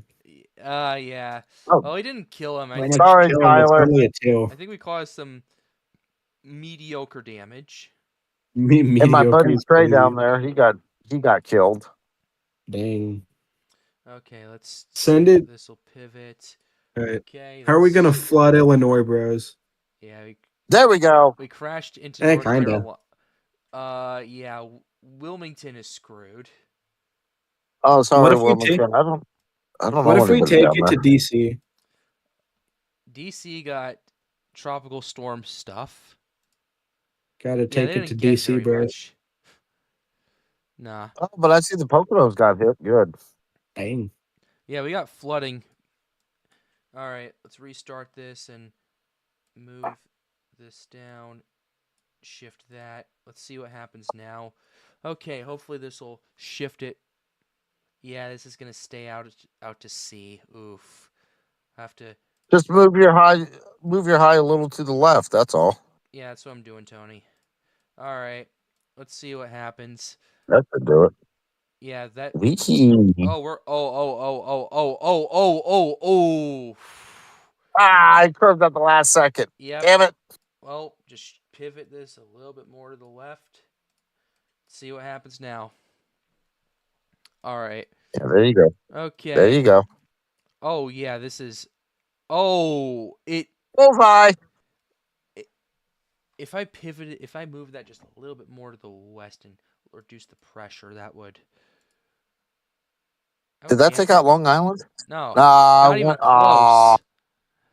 Okay, let's decrease the. Okay, restart. Decrease the. Wow. By 1. Move. It took out Block Island and Martha's Vineyard Yeah. and Fall River, Mass. All right, let's look at this. Oh, this is the one. This is not the one. This is the one. This is not. Yeah. All right. Oh, let's go. Let's not go. Oh. Yeah. Looks like Charlie's back. He's here to enjoy the show. Okay. Oh, no. Cat 3, Cat 4. Oh, okay. We got it. Oh, there it is. We got it. Let's go. Oh, man. Nice. New Jersey is wiped out, Tony. New Gone. Jersey. Yeah. You took out Trenton. Thank God. Let's go. Bro, I wiped out Philadelphia. Nice. That's even better. Bro, look at That's the even- purple on this. No. What the frick? Virginia So- Beach is gone, my man. Virginia Beach is So all of Delaware is gone. No, So- man. in essence, what you did was you brought all the storm surge up into the Delaware River. Yep. That's fun. So you basically killed. You basically killed. Oh goodness. You brought everything right up into the Delaware Bay, the Delaware River, and just flooded everything. And Nice. connecting rivers too. Yeah. Rappahannock, I believe, is connected to Delaware. Sorry, Most So- Connect Con. All right. Let's do this. Here's a. Oh, where's the hurricane image? There it is. Okay, let's see how this pivots now. Yeah, go. Miami. Oh, it. Okay. It Kinda. hit the Outer Banks of Cat 5. Well, that's done for. See ya. Look at. Okay, That's all New York got gone. a small amount of storm surge, but yeah, this wasn't particularly. Guys, what if we do Hurricane Phoenix? What? Oh, Hurricane yes. Phoenix. Do Hurricane Phoenix, please. What's Hurricane Phoenix? Ugh. It's the worst case scenario for Tampa Bay. Yeah, it was like the worst for Tampa. Okay, well, It is. increase the pressure. And they're finding. Basically, it goes up the west coast of Florida and landfalls like somewhere around Newport Richey, Okay. I believe. Yeah. And it goes at like, goodness, I think like 70, 75 to 80-degree angle at it, Okay. which is basically the way the wind patterns go by that point. It surges both parts of Tampa Bay. All right. It goes into the first part goes into St. Petersburg and all of Tampa, which is sticking out like a sore thumb. Tampa in itself is a peninsula inside of a peninsula. Yes, it is. I cannot imagine how bad that would be. But So then, I can give you an idea. to make things even better, once crap. No, it just continues to do that for the entire storm, pretty Yeah. much. Okay, It's I'll have to crazy. pivot this. Now, if we went for more of a Milton situation, then it would do practically the same thing for It's- first half of the it's- storm, but the second half of the storm would take it straight into places like Sarasota too. Yeah, So it's all gotta sides are cooked. let's do it. It's got to come out of the. It's got to come southwestward out of the Gulf. Yep. Yeah, We're gonna do that, and bam. let's- Milton, let's go. Oh, what was that? Wow. Now that was a big hurricane. I like that one. Yeah, would've been me too. scary. That's typhoon tip. No, Yeah. man. Okay, which means we'll have to get the low down here. Oh man, this is gonna be so much destruction. Nice hurricane. No, I don't want you to do that. No, you got to make the No, low It's stronger, Alberto. It feels and you also got stronger. to put a high there somewhere. Also, you do realize that you can press the restart button instead of the reset button. No, I reset would it keep- because it was acting finicky. So Oh, okay, that's Oh, no. that's your bam. base case right there. Almost exact track too. Yeah, That's Yeah. crazy. that. Man, that's crazy how Milton just operated like that.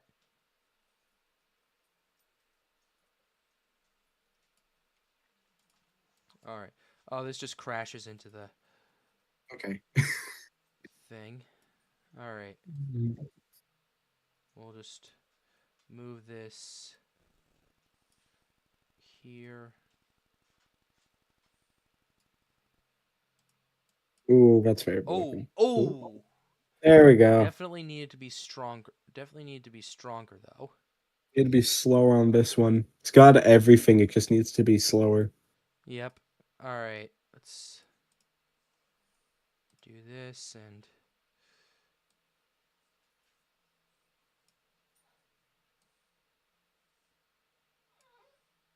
Okay. Not quite what we That had was in mind. not. We got I guess. we got 2 for Damn, the goodbye, price of Nova 1. Scotia. Goodbye, Nova Scotia. Dang. We got 2 for the price of 1. Oh boy. All right. I'm gonna do a couple more of these. Then I'm gonna call. Then I'm gonna call it a night. Honestly, I already want to call it night. There's not much we can do after this. Yeah, it's true. Well, hey, now we can do the storm surge and all of that. Okay, let's do that.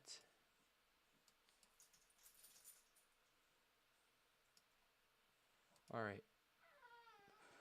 Ooh. Say goodbye to the Everglades again. Oof. Well, all right. You guys want to wrap it up? Goodbye, Alex. Oh, yep. You guys want to wrap it Actually, up for Pat. tonight? Oh, Hey, Pat, look in live stream stage. That would be a Hurricane Phoenix. yeah.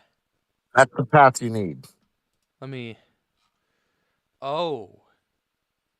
Okay. Yeah. That's the path you It would need. have to originate from the Atlantic, though. No, the Caribbean. Oh, yeah, the Caribbean. That's the thing. So, I'm gonna reload the simulator.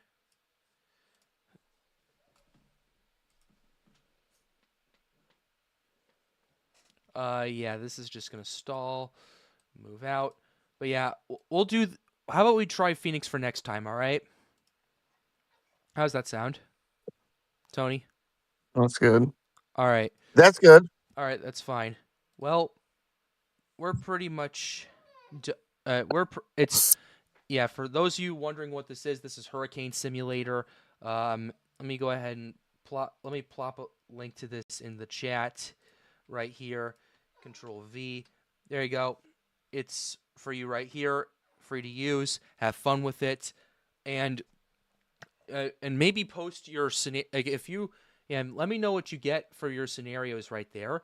But ultimately, I'm gonna go ahead and wrap it up tonight. It's been a good stream. Thank you all for tuning out. We had some pretty good turnout as well, so I really appreciate you guys for coming out and doing all that. Frankie's crying, being a little upset. So, hey, it's okay. But basically, yeah. So there's that going on. Before I go, I do want to say this though. I know before hurricane season, I spent a couple months kind of not on red and not doing stuff and not posting any videos or anything like that, keeping you guys updated and all of that. So, hey, come on, okay, come on, Frankie. But sorry, but basically, what I'm what I'm doing is I'm essentially. I started this challenge actually this week, and I call it it's kind of my own Iron Man challenge, where I'm challenging myself to post either a video or a stream or some sort of video related content for 100 days, like long form content for 100 days in a row. I'm planning to do that so I can challenge myself and I can keep up with the endurance and all of that stuff.